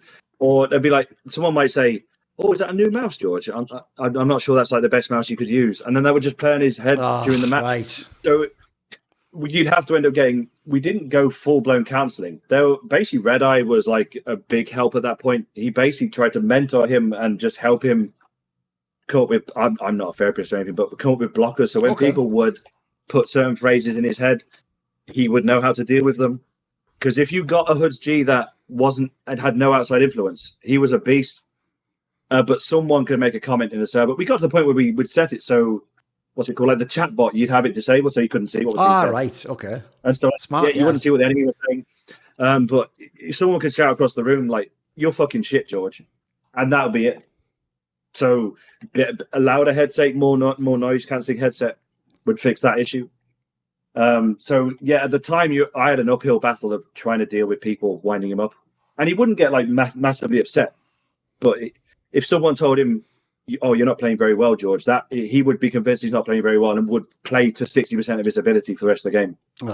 Right. But yeah, so ReDeYe helped a bit there. I'm sure he got some additional coaching on the side because this was the latter part of CGS, and then it was like 4kings with the CS team, which Richard was involved with. Yes. But yeah, he was the most trouble when it came to OCD. I hope he doesn't mind me saying it. I mean, anyone from back then knew. Yes, definitely. That if he was in the right frame of mind, he was an absolute beast. Yeah. And I'm sure he got better, as he got older. But yeah, I don't blame other teams for using it against us. Also, if people don't know, everyone was way more ruthless. But remember, it wasn't social media. You didn't have to be a nice guy. You could just do it. If people don't know, you could just go up and trash talk people. You fucking trash. I'm just going to wreck you. Just that's what people did. The profanities are off the charts. It's wild. It's just X-rated stuff. It's just wild. It's almost a good job there isn't video of it, but in some ways, Ben, because everyone would be cancelled just for what they shouted during the game. Yeah, no, this is around the time that the Zan headbutt thing happened. And that guy was basically, I think he was trashing his mother or saying something about his sister. That was the sort of stuff that was happening at esports events. It was beyond ruthless. And you don't hear that sort of stuff anymore, thankfully. Yes. But yeah, everyone would have got cancelled if that happened today. By the way, obviously, look, the downside is maybe the answer would be a bit more funny and entertaining if you didn't work with him now. But obviously in the modern day, you have worked with ReDeYe a whole bunch, so I'm never going to get a totally clean opinion here. But back in the day, I'm sure ReDeYe himself would even give it up. This was ReDeYe's heyday. This was when he was fucking like the king of commentators. He did all the games, as you say, in CGS, they basically give him like management positions. Like, he was a huge figure. And I understand this, by the way. It actually just goes hand in hand with talent. When you're in your heyday, everyone's a bit of a diva because, spoiler, like, you are the man. Like, you need your things this way, and to perform, you did that. And what was early ReDeYe like? Because now people just know him as sort of like, well, obviously in the last few years he hasn't been around as much, but it's all like elder figure in the scene. And now I would say actually his whole brand's almost like the professional guy who sort of like represents history in the tradition, and this is what it represents. But back then he was one of the talent, if people don't know. Yeah, he was the main talent. I think it was him, DJ Wheat, and Fatality of all people. I don't know why they paid him like 250 grand to be a talent for a year. That was in CS of all games as well. Exactly. I know, yeah, indeed. But look, I back then he was obviously a lot younger. You're talking like 15 years ago, so like late 20s, early 30s. No, maybe not. What's he now? He's got to be about 50, I guess. No, like mid 30s, whatever. But no, he was incredibly professional, really down to earth, really nice guy. Never had a single issue with him. No, he was just a really down-to-earth, hard-working guy. Was a perfectionist back then too. Because back then you are working on like a full TV production. Never done that before. That just didn't happen in esports up until that point. So everything had to be perfect within reason. He never overstepped boundaries because you had a team of like 200 talent working. Camera operators and directors and whatnot. But no, he was incredibly humble, down-to-earth guy. I obviously knew him long before then because he was the guy that would sit in the multiplayer bar just doing commentary on his own. Right. He'd have like a microphone, a little megaphone, like a speaker, and doing like Quake matches to like 10 people with a projector. Yes. So I'd known him from back then. But yeah, I've got nothing but awesome things to say about Paul, especially from back then. Right, obviously, Richard Lewis himself has cannibalized his own stories to do all this great content and all the great anecdotes over the years. So look, spoiler, he's put all the stories out himself, don't worry, but I want to get your take. You got to see, because of CGS, like almost like origin era fucking Richard Lewis. Like this is like in the comic book story, like the start of the guy. Like, and funnily enough, back then, if people don't know, like it's sad because people would think now, like, oh, now he's just like an outrageous figure, and people think he's no, like that's just idiots on the internet. Like now he is a legendary figure who's like established himself. He's the Godfather of esports journal, all that jazz. But back then, he was kind of a bit of a wild figure, right? He was a wild boy back then, was Richard. Come on, give me some stories. You must know. You must have something you can tell me. Yeah, I've seen him do some wild stuff. There's pictures. There was back in the day. I won't embarrass him too much, but he was basically a young buck, a wild, up and coming like journalist figure, who again was a nice guy. But this was pretty normal back in the day. If someone wrote something negative about you or your team on like Deserto, or not Deserto, that didn't exist back then, but on Cadred or HalfTV.org or whatever, you'd basically have a sissy fit. So hissy fit, I should say. So I remember Richard writing a scathing report about like a transfer we did. I can't remember what it was, but I made a point of basically telling his boss, I really don't want to talk to this guy again. It was very dramatic. Okay, you had like a little vendetta or something. Okay. Yeah, it's like I'm not entertaining anything Richard Lewis has to say again. And I just remember feeling it was so immature of me to do that, because it obviously got back to Richard and it caused animosity. That I remember inviting him, because at the time we launched Power Gaming, which is a team which was backed by a VC. And when I say VC, it's just a rich guy. Yeah, basically. Yeah. We had a launch party in Reading near the iSeries, and I invited him out there and basically gave him a groveling apology. So we made up, but it was well back in those days. And he went from there. He is now the grandfather of esports. I've literally, I know it's very boring for your viewers. I've got nothing bad to say about anybody. Like I'm like the Switzerland in the esports landscape. I'm very neutral, but we had our issues back in the day. He would say stuff that I disagree with, and he would sensationalize some stuff and make it out to be way worse than it actually was for views and whatnot. You're talking about 2004, 2005, 2006.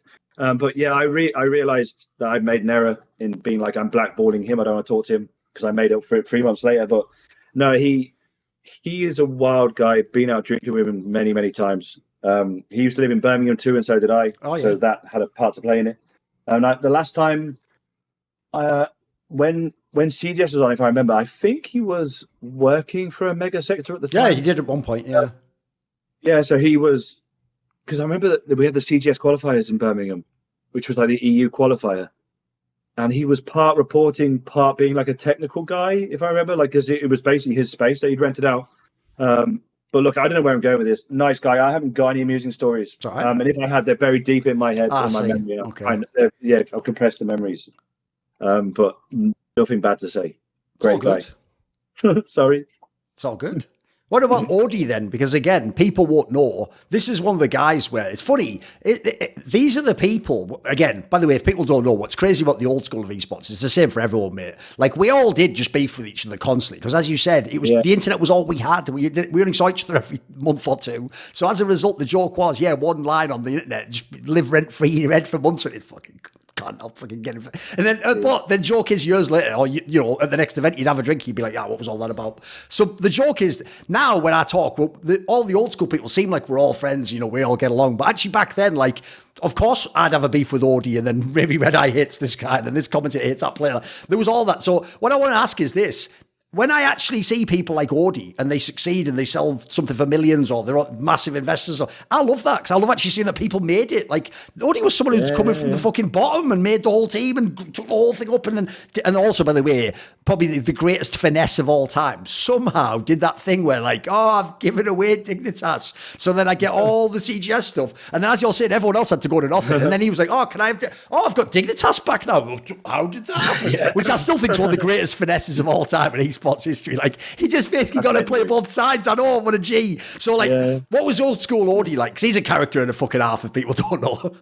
Yeah, I mean, during the height of 4kings and Dignitas, like it was very obvious that Dignitas were trying to become like a big powerhouse in the UK. They made a concerted effort to hire the best UK players in the other games, like the and like kind of jazz, exactly, Age of Empires and that sort of thing. So their angle was, we go to every event and win every single tournament. Not the CPL qualifier, of course.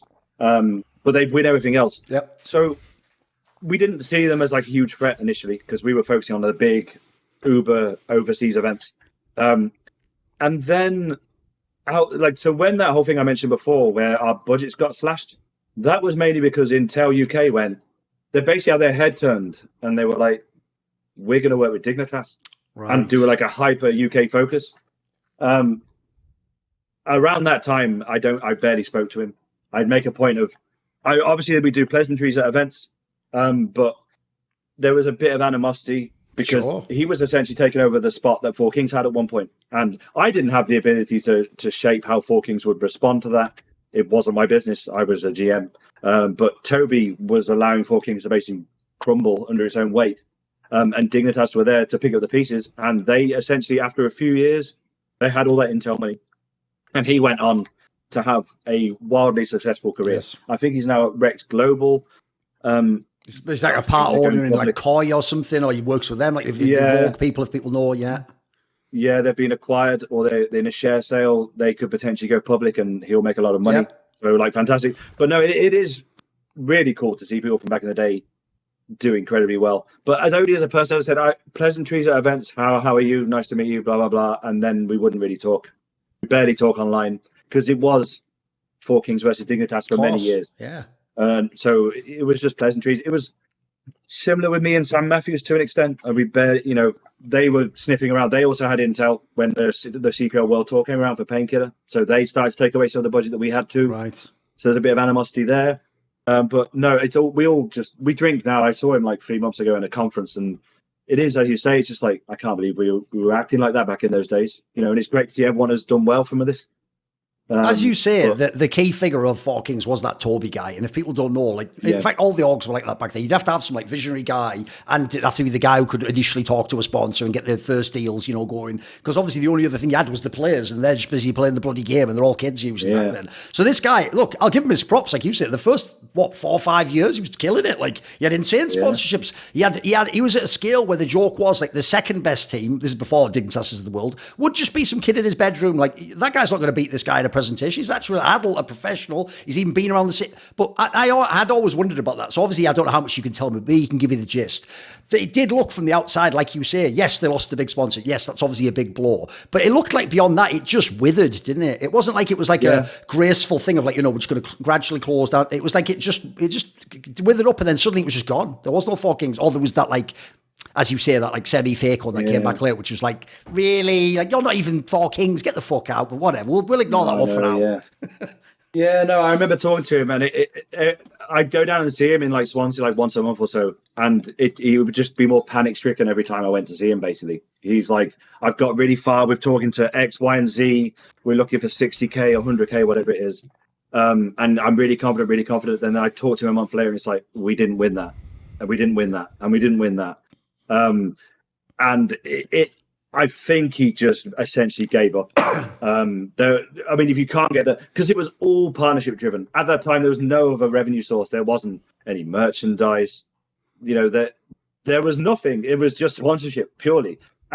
Prize money to an extent, you could take a small cut of that back in the day, but if you didn't have the 150, 200K needed to run a team, you were screwed. And suddenly, 4kings just lost everything.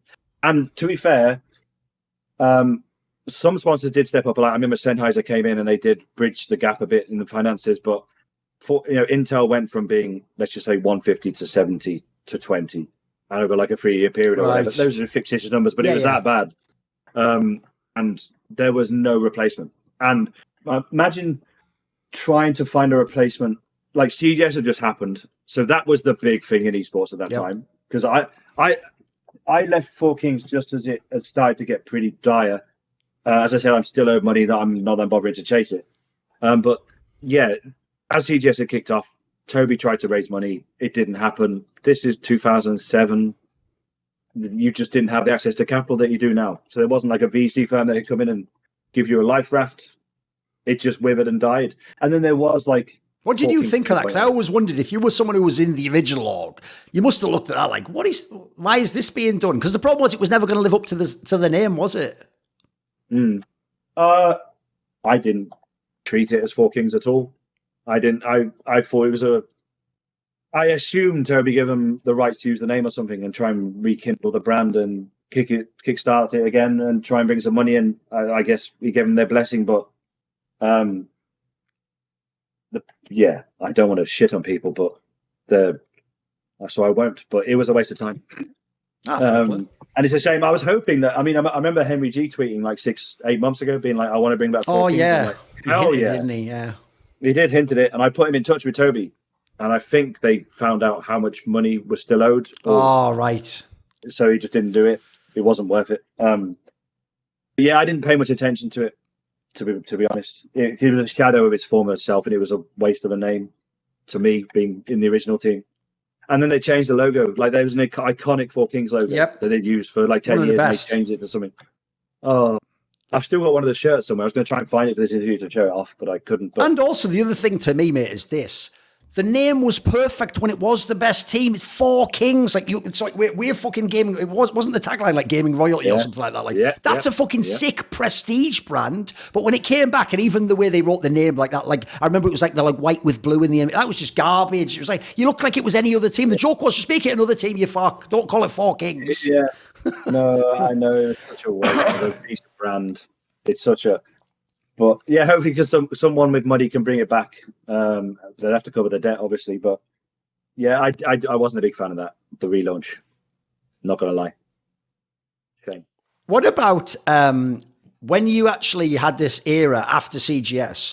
What did this was like, wasn't this after this when you went to work with Steelseries? Wasn't that, am I getting the time period right? Because you worked with them, right? And then if people don't know, they're a Danish just company. Before CGS. Right. And I want to ask about this because actually, if people don't know, basically, I know they're still sort of around now, but they're nowhere near what they were at the time. Like at one point in time in esports, especially in like the 2010s, the early 2010s, they were ubiquitous. They were the sponsor for the peripherals. Like, you know that every team, SK, right? Fnatic, the joke was they all had it, didn't they? Like everyone had the Steelseries sponsorship. And for a little small like Danish company, they were actually like, it was considered like an insane success because you have to realize at the time, like Logitech already made out all the mics for everyone in the fucking world. Microsoft, you know, like the idea you could compete with them because those companies didn't understand the esports vertical. Like this was like a big game. What was it like to work with these guys? It must be a pretty unique experience. Oh, that was a lot of fun. It was very much in their infancy. So they've been around for like a year and a half. I went to work in their office and I think there was like 10 of us.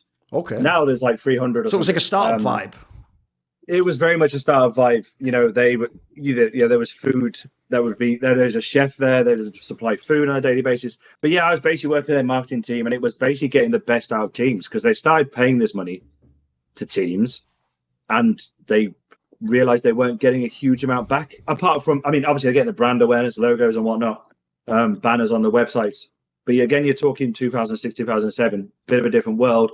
So it's like, what more can we do with teams to get our money's worth? So doing trade show events, doing beat the pro sort of thing. So I was organizing quite a lot of that. I went to one of the CPL events. We did like a shootout with a bunch of the teams. We got like one player from, 3D, SK, and all those guys.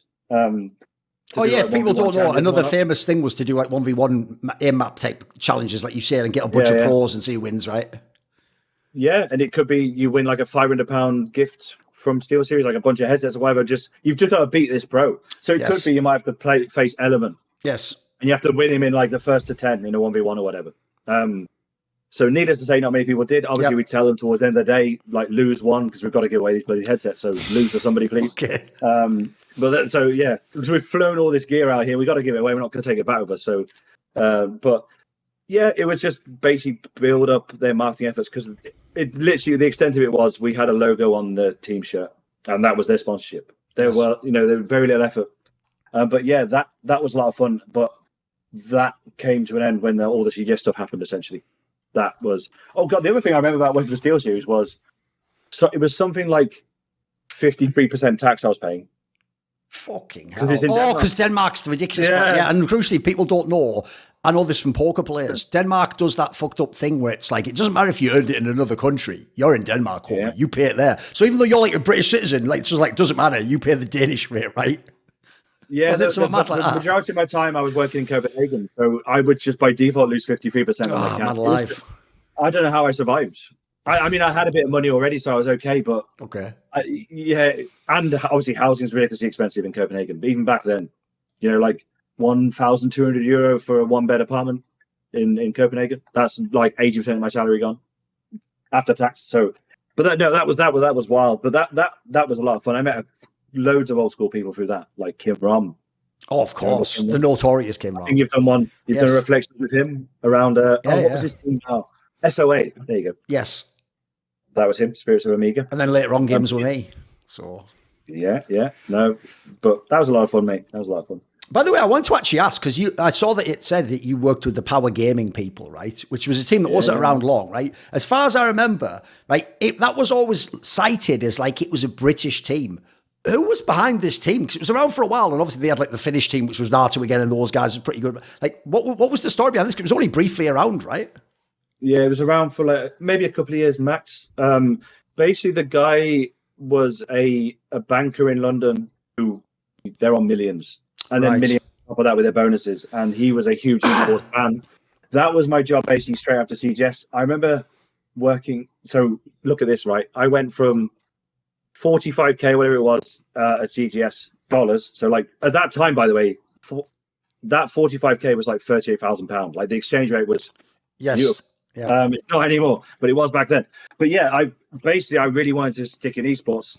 So I worked with these guys for like £1,000 a month. But coolly, he basically let me stay in his house in Brighton, so I didn't have to pay any rent and stuff like that. And I basically worked full time on the team. So that was, as I say, he's a banker, a guy called Glenn. So his story, from there, he made a lot of money, basically, through doing that. You do work to like 35, 36, they're earning like 2-3 million a year. He was in like his early 30s at the time when I met him. He started a company called EGL, who started running console events. Yes, they used to do COD and stuff, right? Yeah. They then got acquired. So he started doing this like 2009-ish. They got acquired around 2014, 2015 by an American company. So he's done well from that. But yeah, that was, it definitely wasn't a shoestring budget.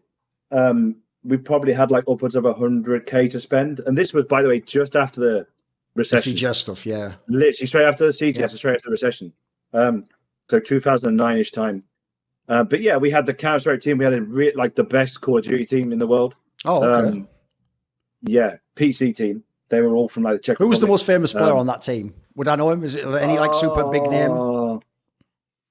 If I could remember names, I can't. If Luke, one of my friends, co-founding Code Red, was here, he'd remember their names. But they were huge. Damn it. Starts with a D. Can't remember the full name. Right. Okay. Were going to watch this. Were they UK players? No, they were like Czech Republic around that area. Right. Okay.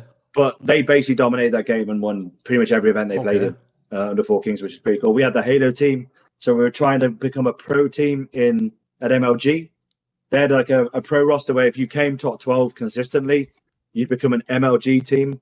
And what that basically meant was you'd get like a travel stipend and you'd get like essentially money, like a contract. Yeah. We went to like 8 events and we just always finished like top 16 instead of top 12. And we just miss out on like accumulating enough points. I see. So that was an expensive waste of money. But that was good for the brand. But yeah, that was a bit of fun. And it was a guy who he just wanted to be involved in esports. And he just wanted to own his own team. And he just wanted to have a bit of fun. So it was me and Luke Cotton who were running that. If people don't know, you work now within Code Red, right? In Code Red, yeah. So yeah, he basically got me in there for that gig. Try to remember any other interesting stories we did. No. By the way, I'm not prepared for this. No, it's all good. The worst guest you've ever had. It's all good. It's a niche interview anyway, don't worry, mate.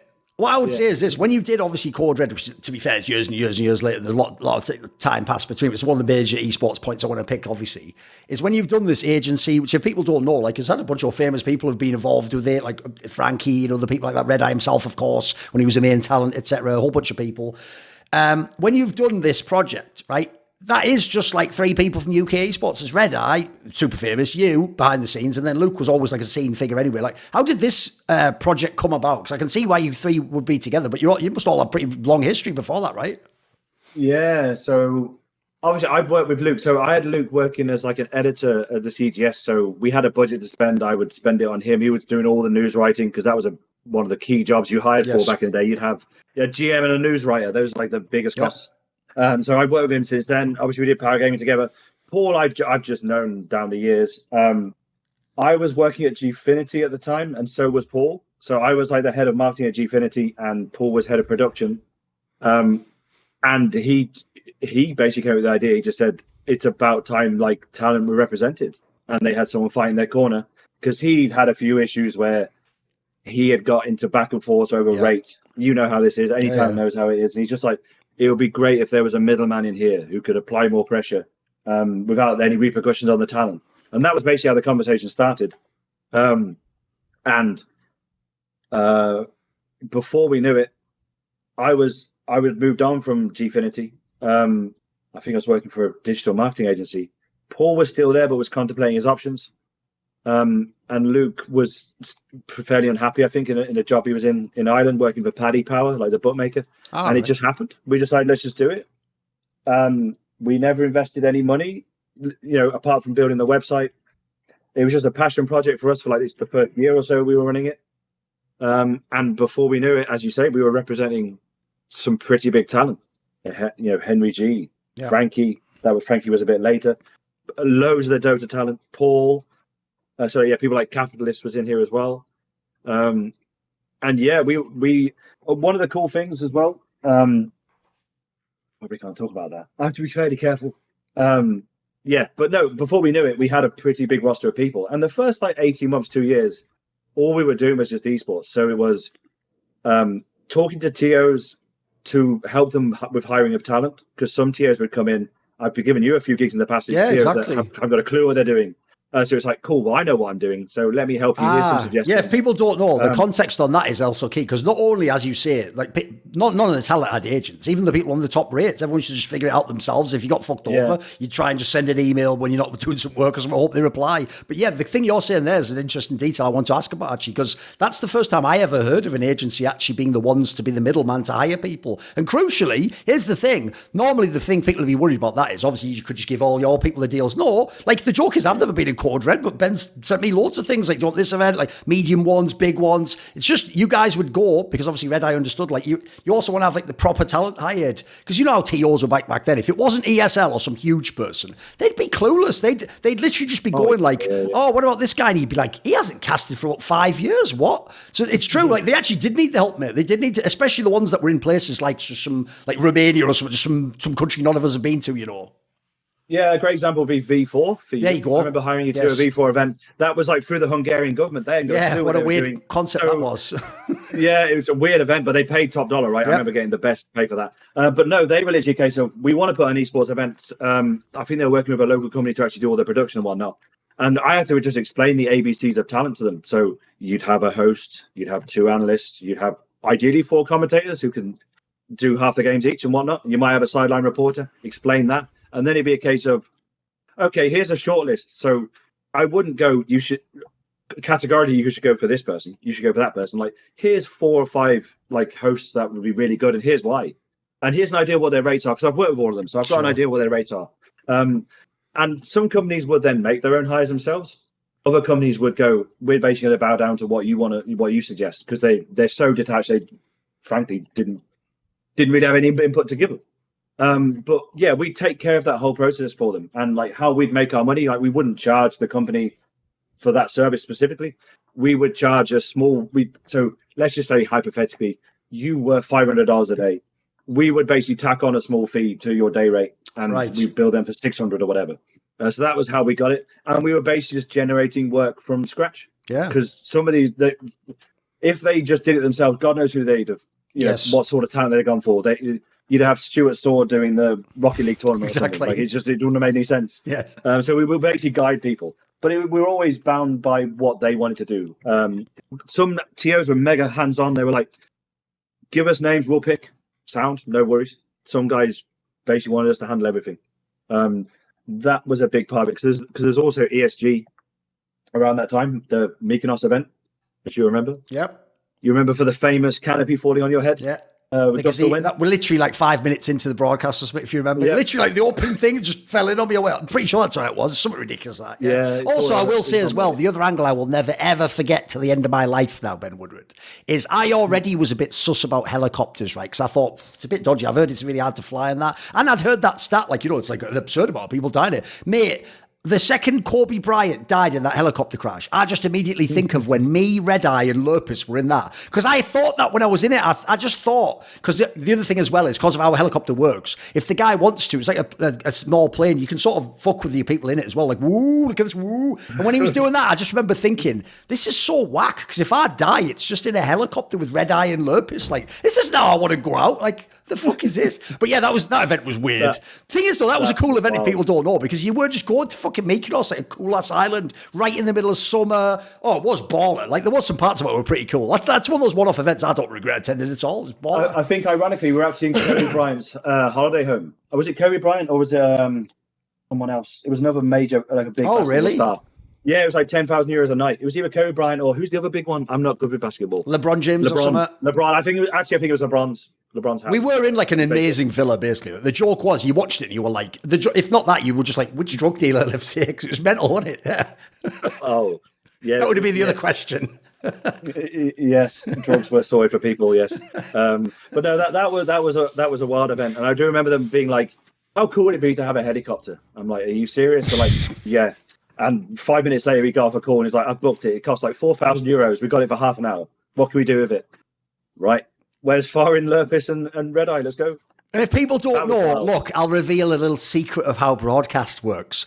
We just wore the same clothes and filmed the segment flying up, but then we cut it as though, and this is why it was clever, Will, you remember they cut it as though we landed from the helicopter, and that was just us walked out onto the stage, and that's when we cast the game. Obviously, spoiler, like, what if they'd fucked it up? Oh, we died. Like, they wouldn't actually do it like that, guys, but like wrestling or something, they pulled it off. It looked, if you watch the stream, like that is what we just did, like walked out the helicopter. Hey, here we are at the event. Like, it did look slick, I will say. They definitely sorted that one out. And to be fair, what a unique opening. I mean, I still don't really, like you say, I still don't really know what the relevance is of like us being in a helicopter for Counter-Strike. It's whatever, innit? I know it's whatever that. It's just because they could, right? They're just like, I know a guy with a helicopter. Yes, so, exactly. It was that sort of event. They were just splashing cash around. Unfortunately, they didn't do a second event. Yeah, that's a shame. Because I did hear there was always rumours, right? There was always rumours maybe they'd even do Mykonos again, right? Yeah, we started planning for it basically, and then for whatever reason, I think there was a trade ban or something happened with skins because they were a skin trading site. I think back in the day. That was a big funding thing back in the day. Yeah, it was PV Pro was the name of the site. Right. Basically ran. So it was something to do with that. Basically, their profits got slashed, and they couldn't do it again. Basically, but no, that was a lot of fun. So it was that on that one we did like a lot of consultancy about like look and feel of the show, the teams. So we went out and got the teams, did all the contacted the teams to get them out there. Did all the talent. Luckily, we weren't involved in the hiring of villas and the food because I know some of you guys were. Some guys were about an hour away in a villa that way. Yep. Some people were on site. Yeah. I know you were miles away. I was miles away, mate. Here's the problem with that one. That's how you also know, mate, that they didn't know esports. Because if you know anything about me, look, I've turned it and I make it entertaining on camera, but I fucking complain like a motherfucker if I don't like stuff. So the idea of all the people, because as you're saying, some people were just in like a villa right near it and it was just everything was fine. It's like, look, if you were going to put anyone in that villa that's like annoying miles away where nobody's there, and you can remember, I'm not joking, guys, you're on like a tiny, sleepy Greek island in a villa, and then they just drop you off at like 10 at night, and you're just like, I couldn't even walk. There's no shops or anything. Like, so the idea of all the people you dropped me, like, mate, I was straight in that WhatsApp group. I was fucking rage type. That's how shit was back in the day. I met up with Paul not long ago. We did like read through that group. Some of the stuff I bet it's amazing. It was hilarious. I'm like, I remember that now. Because if people don't know, no food. Yeah, my style was I'd sort of be roasting people. Like, what am I supposed to fucking eat the curtains? You know, I would be losing my mind, wouldn't I? Yeah, exactly. Curtains.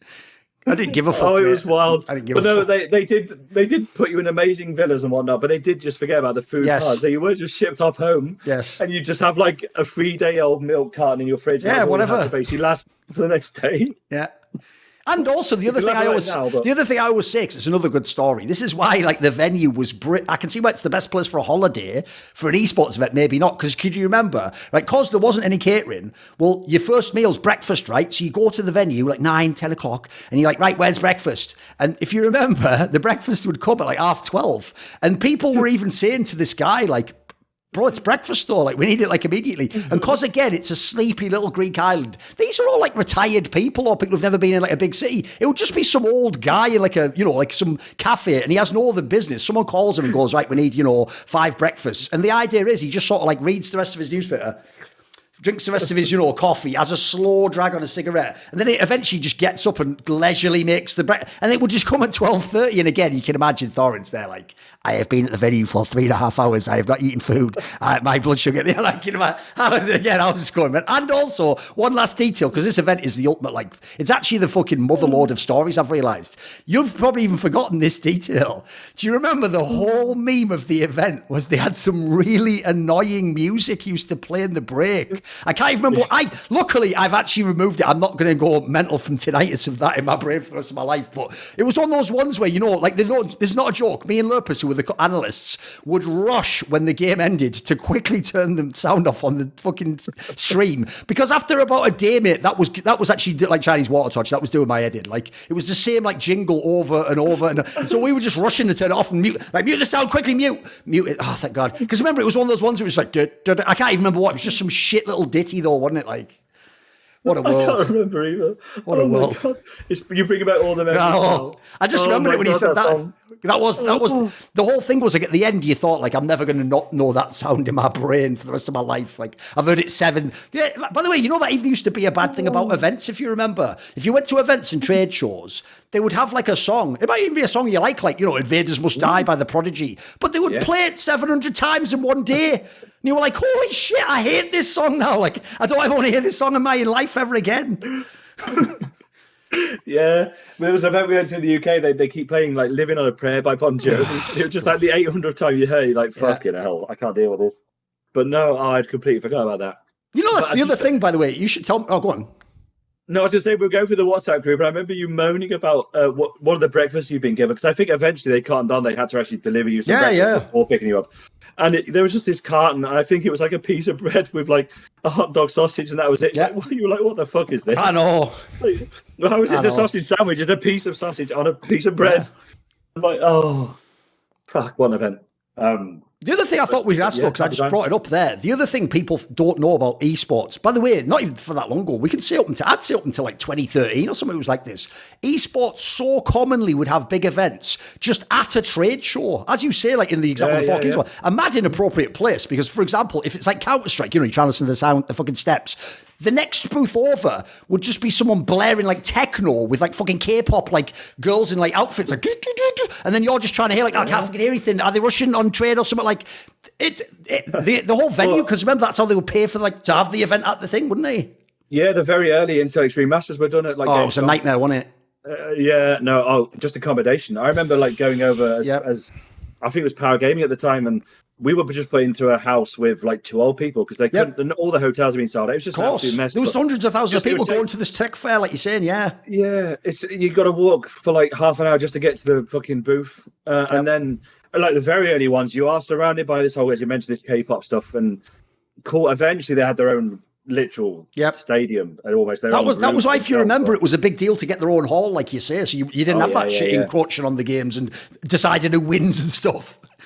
It was wild to start off with, because you would have that tapping on the shoulder of like, my turn now. You would have that in the very early days. But yeah, it was crazy how like 80% of the major events were in like trade shows for a while. But it obviously made it cost efficient, right? Yes. To do it that way. You were piggybacking on Intel's budget. Yes. For Gamescom by having your event there. But yeah, that was wild. Those were the days when you'd have Joe Miller commentating still. Exactly, yeah. With Tosspot. By the way, the other thing as well about this era, the one thing I did like about the trade show era is that's when events used to be multi-game. So the cool thing is, like, even though I've only ever been in Counter-Strike and Quake or whatever, or like StarCraft 2 or something like that, the joke was I would even meet like the WarCraft 3 people and that. And so another cool thing back then was, like, as you're saying, if you weren't the person who was like a day one of esports, I wasn't myself, I was just a couple of years in. If you knew from when you were a fan, like Fatality, you'd just be like next to him at the fucking bar event, like, holy shit, like, and then you just be, and then there's Destruct, and then there's like this famous guy from this, like, and there's Robbie, and then it was mental, wasn't it? Like, it actually, the joke was that in itself was kind of cool, wasn't it? Oh yeah, no, like, I remember the first time meeting Fatality, I was like starstruck because he was marketed so well by Creative and his management team. So Creative, the soundboard company, obviously they created his own range of stuff. So he was everywhere, and like everyone wanted the Fatality sound card because it made you better at gaming, all that jazz. And just seeing him for the first time, it's always at just like an after party or after a day of an event, just bumping into him at the bar. Everyone was like mega chill. No, it was wild. You did get to meet people from all different types of games. I guess that just doesn't happen now. I don't go to enough events, so that's like 5 years to comment. But I guess you don't just bump into like the best StarCraft. No. StarCraft, but you don't bump into them. Everything's separate now. Like I said, it's just its own game. Which, to be fair, was always going to happen. But it's just like I'm saying, if you missed it, you missed it. That was actually quite a cool era for us. Like I say, behind the scenes. Because I guess early on for you, when League of Legends was still part of, I think it was still part of Intellectual Extreme Masters, like when it first started. So I guess there would be crossover there where you would like bump into League of Legends personality. And the joke is, mate, I might never have tried to do anything in StarCraft or League of Legends if these games weren't at the events. Because what I would do is I would be there, maybe for an hour. There's no CS interview I can get, but it's like, oh, wait a minute, this guy's just won. I've heard he's like the best Swedish StarCraft player. You just get him and doing it. So the joke is, I probably never would go in these games. Like, there was mad cross-pollination. It's a great networking opportunity. Just make people aware of who you are and what you do, and vice versa and whatnot. And they're the best networking events possible. And it's a shame that they don't have anything like that anymore. Yes. I've been to quite a few CS after parties, and it's obviously just players getting drunk. It's very different now. Being obnoxious. Fun. By the way, one thing, obviously, if people can remember back in the day, you was a figure. Like a lot of us, you were just spending all your time on the computer. So you were a bit of a portly guy back then. What changed? You've obviously had some sort of transformation since then. Yeah, I was always overweight. I basically accepted it for about 10 years and was like, fuck it, I'm going to be like 20 stone. I'll just live with it. Because that's not morbidly obese. It's big, but not good. And then obviously the pandemic happened and I put on even more weight. And I basically made a conscious decision to shed as much weight as humanly possible and actually change. Because, mate, when you get to 25 stone, just walking half a mile to the pub becomes like a chore. Like you got out of breath just doing half a mile, which when I got to that point, I'm like, Jesus Christ, that's insane. So made a point of exercising, bike riding, although you need a special kind of bike when you're that big. So it's very embarrassing to rent a bike for morbidly obese people. But yeah, cutting out sugar. I went teetotal for like 2 years, never drank. No fizzy drinks, nothing like that. Just water, cutting out sugar, eating healthily. I'm now from 25 stone 4. I'm at 13 stone 8, which is amazing. Now I will ride like 6-7 miles a day on a bike. And I couldn't have done that 2 years ago. I wish I'd done it sooner, but I get with the boredom of lockdown, I basically forced myself to do it. You know, the one thing you say there, it's funny because someone who's never tried it's going to think, wow, that's so extreme. Just cut sugar out completely. Like, don't drink alcohol. The joke is, mate, 'cause I've done this myself when I've had periods where I did like low carb and stuff for a few years. I can tell you, I actually think if you're someone who's never tried it, it's actually easier. What's a nightmare is trying to just do what everyone thinks you can do, which is just gradually reduce it. That's the nightmare because then you get in the mad withdrawal. Yeah. To actually cut out completely, once you get over the initial like withdrawal part, you sort of like actually tap into like, you get your energy back, right? Yeah, I'll tell you, like, it was crazy. So for the first like month and a half, I was doing a crazy diet, which I probably shouldn't have done, which was like, it revolved around like soup and yogurt, and like taking supplements for protein and like stuff that, whatnot. But so when I cut out all sugar, all fizzy drinks, all alcohol, and I went onto that sort of diet, I lost an insane amount. It was nearly 2 stone after like a month just from cutting out sugar. Yeah, so that was dangerously quick. So I had to like start regulating it. But when you're that big, it doesn't really take a lot for it to come off. As crazy as that sounds. The issue I have now is excess skin. Like if I lifted up my shirt now, it would look fantastic. But I think for like 4 or 5 grand, I could have that fixed and have a 6-pack. But this, you want? Why not? You can pay for it. I'll have a 6-pack. Have it done. Okay. But no, it's just something that I've always been a bigger guy, and I just wanted to live healthily again.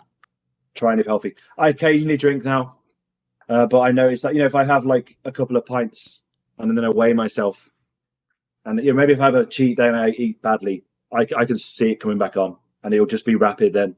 So I'll have a few pints maybe once a week. So I'll be really boring at any after parties and stuff we do moving forward. There's the thing though, it sounds like you've got a good system in place where you sort of check that you're not getting too out about. All right, okay, time to pull it back, rein it in again. Yeah, no, exactly. I do check every couple of days. So I will test it. I will just eat really badly for a few days and see what happens. And then you go, I put on like 2 pounds. Okay, then. So yeah, I never used to do that before. It'd just be like whatever I could find, I'd eat. It was like comfort eating towards the end, like when I was really big, and 10 pints or something a day. So that's no life. trying to do that and like run Code Red and be the talent manager, talent director, it's no good. You know what's funny, by the way? I don't know if you've ever met this, but if you ever meet Americans, like obviously back in the day, they didn't know what a fucking pint was, but they get it now. They understand the measurement, right? But if you ever said something like that, because Richard said the same thing on streams, I drink 14 pints and then go home. They all just think you're lying. Because you remember the whole American culture is that thing where you have like the 6-pack of like Bud Light and it's like a light beer and you drink them and you go, oh, yeah. And so what they don't know is this, you idiots, is obviously your tolerance builds up like a motherfucker if you do it every day. So the whole point is, if you tried now sober 10 pints, you might be dead. Like, but if you've actually been drinking it every day, eventually 10 pints is like 3 pints for a normal person, isn't it? Like, that's why those stories are real. People think that's from the old days is fake as well. You know the stories where you have like some Scottish fucking dad who was like a bricklayer and he could drink 20 pints. Those are real. Those stories are real, boys. I'm telling you. Oh yeah. No, mate, it got that bad that you can get like those 12 packs of like Foster's or whatever, Carlsberg or whatever. They're just below a pint in size, and I would go through one of them a night. So there's like 10 pints, and I just wouldn't feel it. Like I wouldn't say I was an alcoholic per se, because I could go weeks without drinking. But okay. With lockdown though, boredom set in. Right. And not good. But you do build up a mad tolerance. Let's put it that way. So that's all true. Yes. But no, loving life now, mate. I can do 6 miles on a bike and barely be out of breath. And I actually went to TwitchCon a few months ago in Amsterdam, and not needing a fucking seat extender was great as well. Oh, there we go. Right. Yeah, so I sat next to Luke, and the last time I flew with him was to like ESL Chicago in 2019, I think. And I was big, and I was like overflowing onto him. And he was just like, it's quite nice to sit next to you and not have you literally peeling on my private space just by overflowing the flab. So, it's just little things like that. You just come back to you think, wow, I was literally an annoyance to anyone who had to sit next to me on a train, on a plane, on a bus. I didn't do buses. That's for poor people, right? But you get my point. Here's the thing, though, mate. You did have the secret, which I would say, if anyone is you've got to do this. You better be a nice guy. You better be cool. Yeah. Like, as long as you're pretty cool, people can forgive it. I think it's just you can't be obnoxious to do that. Then people are going to hate you. Like you said, they're going to resent you, Yeah. No, I like to think I'm pretty chill. I got on with 99% of the people I met. So here's a question for you, because this is a way to drag it back into the interview and close up. Like, what I would ask is this. Obviously, you've done all these different roles in esports. You've been here, compared to most people. The joke is me and you weren't even the original OGs, but they're all fucking gone, so we may as well be at this point. Yeah. We started esports. Yeah, of course, it was us. So the question is this, right? What you're doing now with the agency, and you've got your own position, and things are going well, right? What is your vision for what you want to do in esports going forward? Like, for example, if I gave you a mad example, just using what we know in this interview, say some guy, some sheik, wouldn't even be a sheik, we all know it would just literally be like the Saudis or whatever. But say it was some super rich guy came in, some guy with more money than God, and he said, like the dream, oh, Ben, I've looked up this team called 4kings, and I want to buy it, and I want to invest $1 billion, and you're the guy to run the team, right? Are you saying yes? Would you go back to that line? Would you try and do it again? Would you like to run a team or something like that? Well, firstly, I do some consultancy with him to see realistically what he actually wanted to achieve. And I wouldn't say that like starting a team now from scratch would be a value proposition. I don't think that would make. What would you recommend? A huge amount of sense. Like, what do you think the best investment at the moment in esports is? Investing in like the companies who provide services around the esports ecosystem. You could buy an ESL, for example. I mean, that's already happened. You could own a tournament circuit, but there are plenty of people providing products and services that complement broadcasts. And like data companies, ultimately you could own the data circuit. You could sign up with like the ESLs of this world, the League of Legends, Riot, own the data, then syndicate it out, like build a company that does that. That will have like recurring revenue. I mean, would I recommend starting a team now? I probably wouldn't, unless there were opportunities to go into franchising straight away. It probably wouldn't make much sense. But yeah, a sheik with $1 billion. I don't know, but yeah, invest in the products and services around esports that complement it, basically. By the way, just as an aside, since you have seen all these different parts of the industry, do you think there is, like, put it this way, I'll give you an example. Things like coaching and stuff obviously took ages to get actually to a professional level. Then even things like commentators getting paid, like all these things took so long. And then like now that most of the things you think of in a traditional business like sports, they're here. Is there anything in esports? Like, is there something we don't have in the industry? Is there not like a specific vertical we need or a type of a service? There's something we still don't have that needs to sort of be built up, do you think? Ooh, that's a good question. I can't think of a suitable answer. I do hate being put on the spot here. Fair enough. With these, I'm trying to think of something really good to give you, but I can't. Undoubtedly, if I actually thought about it, yes, there's going to be some things that are missing.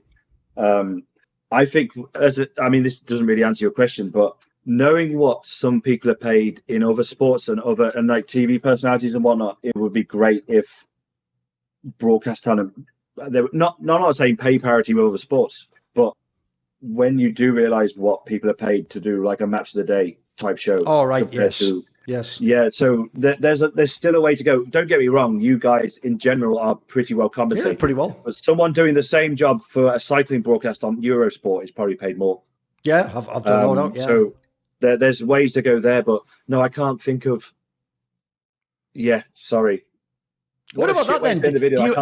Do you actually think, for example, like, because obviously this has been the big debate, and for a while when streaming was popping off, everyone laughed and said, who the fuck needs TV? We've got streaming and that. Do you ever think like there should be some sort of like an esports presence on TV? Like, I know it was tried a lot, but to me it was often tried at the beginning when it could never succeed. Like CGS was way too early. It was about a decade too early. Way too early. Do you think that actually should, and in the future, will there be like a TV presence for esports?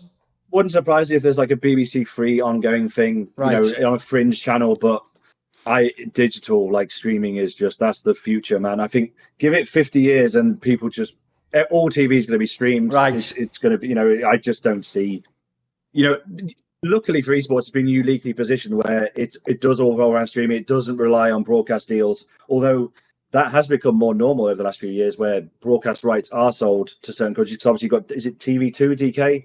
Yep. They pay ESL for the rights and Blast for the rights to do their own productions. Could that happen? Could that be replicated? Possibly, but I still think it's too niche for more mainstream like broadcasters to pick it up. But no, I genuinely believe that stuff like the Premier League, eventually, whether that's in 2 years or 10 years, there's going to be like a subscription model. They're going to do like a Netflix for the Premier League, and it will just kill Sky. Yeah, I genuinely, that's like a prediction I've got that will happen, where you just pay £50 a month to one company and you get all the games you want. You already have it in the NFL, right? Can you just get an NFL pass? I have the NFL Game Pass where you just get it all. Yeah. Yeah, so I think that's going to happen. And hey, there may well be a company around that can facilitate that and pay for the rights for all these broadcasts, all these esports events, and have their own streaming service. Who knows? But streaming is here to stay. And yeah, I can't see the BBC showing live. I mean, they already have. You've maybe inadvertently answered the question then, because actually, logically, what you're saying is what we really need next in esports is some kind of a pay-per-view, not literally like the old boxing, but just like a paid service. How about that? Yeah. A premium subscription service for streaming content, right? What about if someone like DAZN comes in and just goes, we'll have that. We'll have IEM, we'll have Blast. DAZN is like a subscription. It's mainly for boxing, but there are other sports like Bundesliga, Serie A and whatnot. They're trying to take on Sky. That could be an option. Okay, to go back to that answer I couldn't give you an answer for before the question, sorry, about the shake, I'd set up I'd set up a DAZN. You do your version of it, right? Yeah, I'd do my version of DAZN, because you could pay ESL like $100 million over 10 years for rights. All right, how about this then as a follow-up then? I'll give you a fun one, because what would the games be in it? Which games would you want to put in it?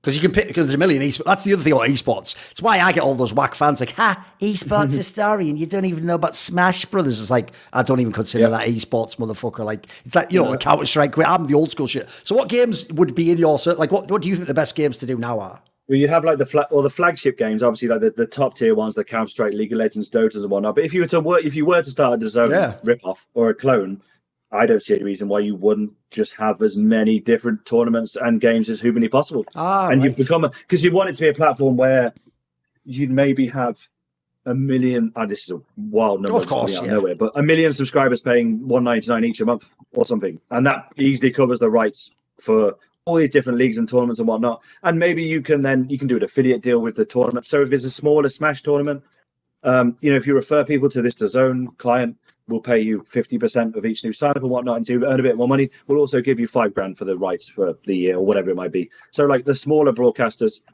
the smaller tournaments do suddenly have a platform they can put their product on. But yeah, I mean, you want it to be as all inclusive as possible. That would probably be the best approach. But we have got this age-old issue, though, haven't we? Of pay-per-view doesn't work. Although we've already done it with GSL. I used to pay for GSL. Yeah, same. Yeah, back in the day. Usually a good service. 5 or 10 a month. Oh well, yeah. If you want English commentary in higher definition, you pay the £8 a month, whatever it was. So it has happened because people are saying like it's never happened before, it never happened. Well, it has. You're just too new school to remember. Yes. So there's an audience for it. You give people top quality content with the best commentators, which Tasters and Artoses were at the time. People pay for it, and it obviously paid for itself. They were obviously making money from that and being able to pay those guys what they needed to pay them. Yeah. So yeah, I would try and be more inclusive. You would make a point of going after the flagship brands, the IEMs, the Blasts of this world. Riot, go after all their properties. Not so much Blizzard, I guess, at the moment. Yeah. But Riot, you go after the flagship titles, pay them the big dollars, get them on board, and then all the other smaller tiers will just come and they want a piece of that pie. By the way, I noticed one thing that's been lurking in the background of this interview, and I know just knowing you, and the joke is your whole org. You, Luke Cotton definitely hates this, ReDeYe fucking hates it. You're also the people where you're old school enough to fucking hate the era of the LinkedIn grifter. And in fact, I know you guys, it's almost like a hobby. You guys collect the most ridiculous people pretending on LinkedIn. The joke is to be like people like we are, like the ones who built the industry and made it. And you'll always get these people where it's like, sometimes, here's the weird thing, I've noticed there's two types. There's the total grift, where nothing about them's real, it's all fake. But there's the ones where it's like, what the weirdest ones to me is where they were a legit person in real life. Like they do have the degree and they did work in a real company. It's just then they grift that they also did esports and they pretend like, there's someone here and they sort of think they'll rizzle dizzle their way and make a load of money. Because if people don't know, if you're a fan, obviously you're not on LinkedIn checking esports stuff. For about like almost 10 years now, it has been riddled with, it's just full of idiots like that. It's just full of people. And the joke is, the premise of the site could have done so much for esports because it can connect business people, but half of it, the signal noise of morons that if you didn't know esports, you'd get tricked by and think, oh, did Ian, this guy invented esports? It'd be some guy who only came in like 2008 or something, It's wild, isn't it? I know that's one of your pet peeves. That must piss you off if you're from the old school, right? Yeah, it was Paul who would mainly he would basically make like a spreadsheet and copy and paste the links to their LinkedIn and what they said. People who were like, I'm the king of esports, and it would all be, it's just complete poppycock, basically. Yes. There's a lot of people, I think, to blame for that is influencer culture in general. Right. You can essentially fake it till you make it. You can buy followers. You can claim to be something you're not. And they only have to do, all you need is for one person to buy. If you're proclaiming to be this person, and some fairly important person at this company goes, okay, I'll talk to this guy. We were making a point of publicly outing people for a while. Yeah. Because what you don't want is for someone to actually bite on what they're saying and for them to give them like a poor experience. Let's just say someone at Pepsi messaged one of these grifters and they sold them a poor service or they gave them wrong advice and they paid for the consultancy and it was a waste of time. You might lose them. At least you'll lose like the UK office for Pepsi.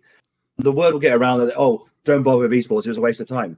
It's got to that point now, mate, where I don't even look at LinkedIn. I'll look at, if people message me and they're obviously fairly important and they want to do business, then great, but I could share my screen now and there's just loads of in-mails. Oh, spam, basically, right. It's just spam from people who are like, I've been in the industry since 1999, and I look at their profile, I'm like, you may have been, but I don't know you, because in 2001, there's probably about 5 people who were full-time in the industry. So it's like, what are you talking about? But yeah, that's not good. So what I would say, if anyone from business looks at this, just do a little bit of research. Don't believe what's in bios, basically. Try and cross-reference stuff. Because there have been people, I won't give examples, but the names at least, but there are people who were paid like 20K in consultancy to around potentially launching an esports initiative. And the advice they were given was so atrocious that it eventually got back to me. Like, as a friend, I basically got to see it. I'm like, wow. Luckily, I'm friendly with a person, so that company didn't cease operations in esports. But I wish they'd spoken to me first, because we'd have A, done it cheaper, A, done it way better. And you'd have got, at that time, Paul would have been involved in that. Oh, of course. Yes. Along with me and Luke, so we know our shit. I hate it. I know along these lines, another thing, which is, look, this is more of a UK-centric one, but fuck it, if you made it this far in the interview, you must like UK esports, presumably, right? So the other one I would spin off, and this could be a last topic, is, I know another annoyance, because it pisses me off as well, mate. It's like, I won't name names on this one right now. Like, I don't remember half from the fucking nobodies. But I saw a thing recently, mate, where a big university in the UK did some like £1 million investment into like an esports thing. And already like that's putting mad alarm bells in my mind, because again, I'm going to read this and I'm just waiting to see a name I recognize. And if I don't see any names I recognize, I'm getting already a little bit fucking nervous here, mate, because I'm starting to think, fucking hell, because if you don't know, in the UK, the grift in the UK is you either go for lottery money, because the lottery money basically, because it's a national lottery, pays for like, you know, youth initiatives, or the other one classically, and this is when it's right in your fucking territory again, it's another thing ReDeYe must have tweeted about 1 million times, it's the fuckers who want to get the tax money by saying like, let's make a UK esports version, let's make a Great Britain esports team, things that to someone again who only knows sports, they go, that sounds great, and it's like, what the fuck would a Great Britain esports team be? First of all, what tournament would they play in? You know what I mean? Like, so when I hear that, mate, I get really nervous that like they're going to again burn all these. What could, by the way, if you invested properly, you could make UK esports huge, but it's never going to be. Those are all going to go to someone where, like I said, they have some wacky idea, like to sort of just to get the money, right? Yeah.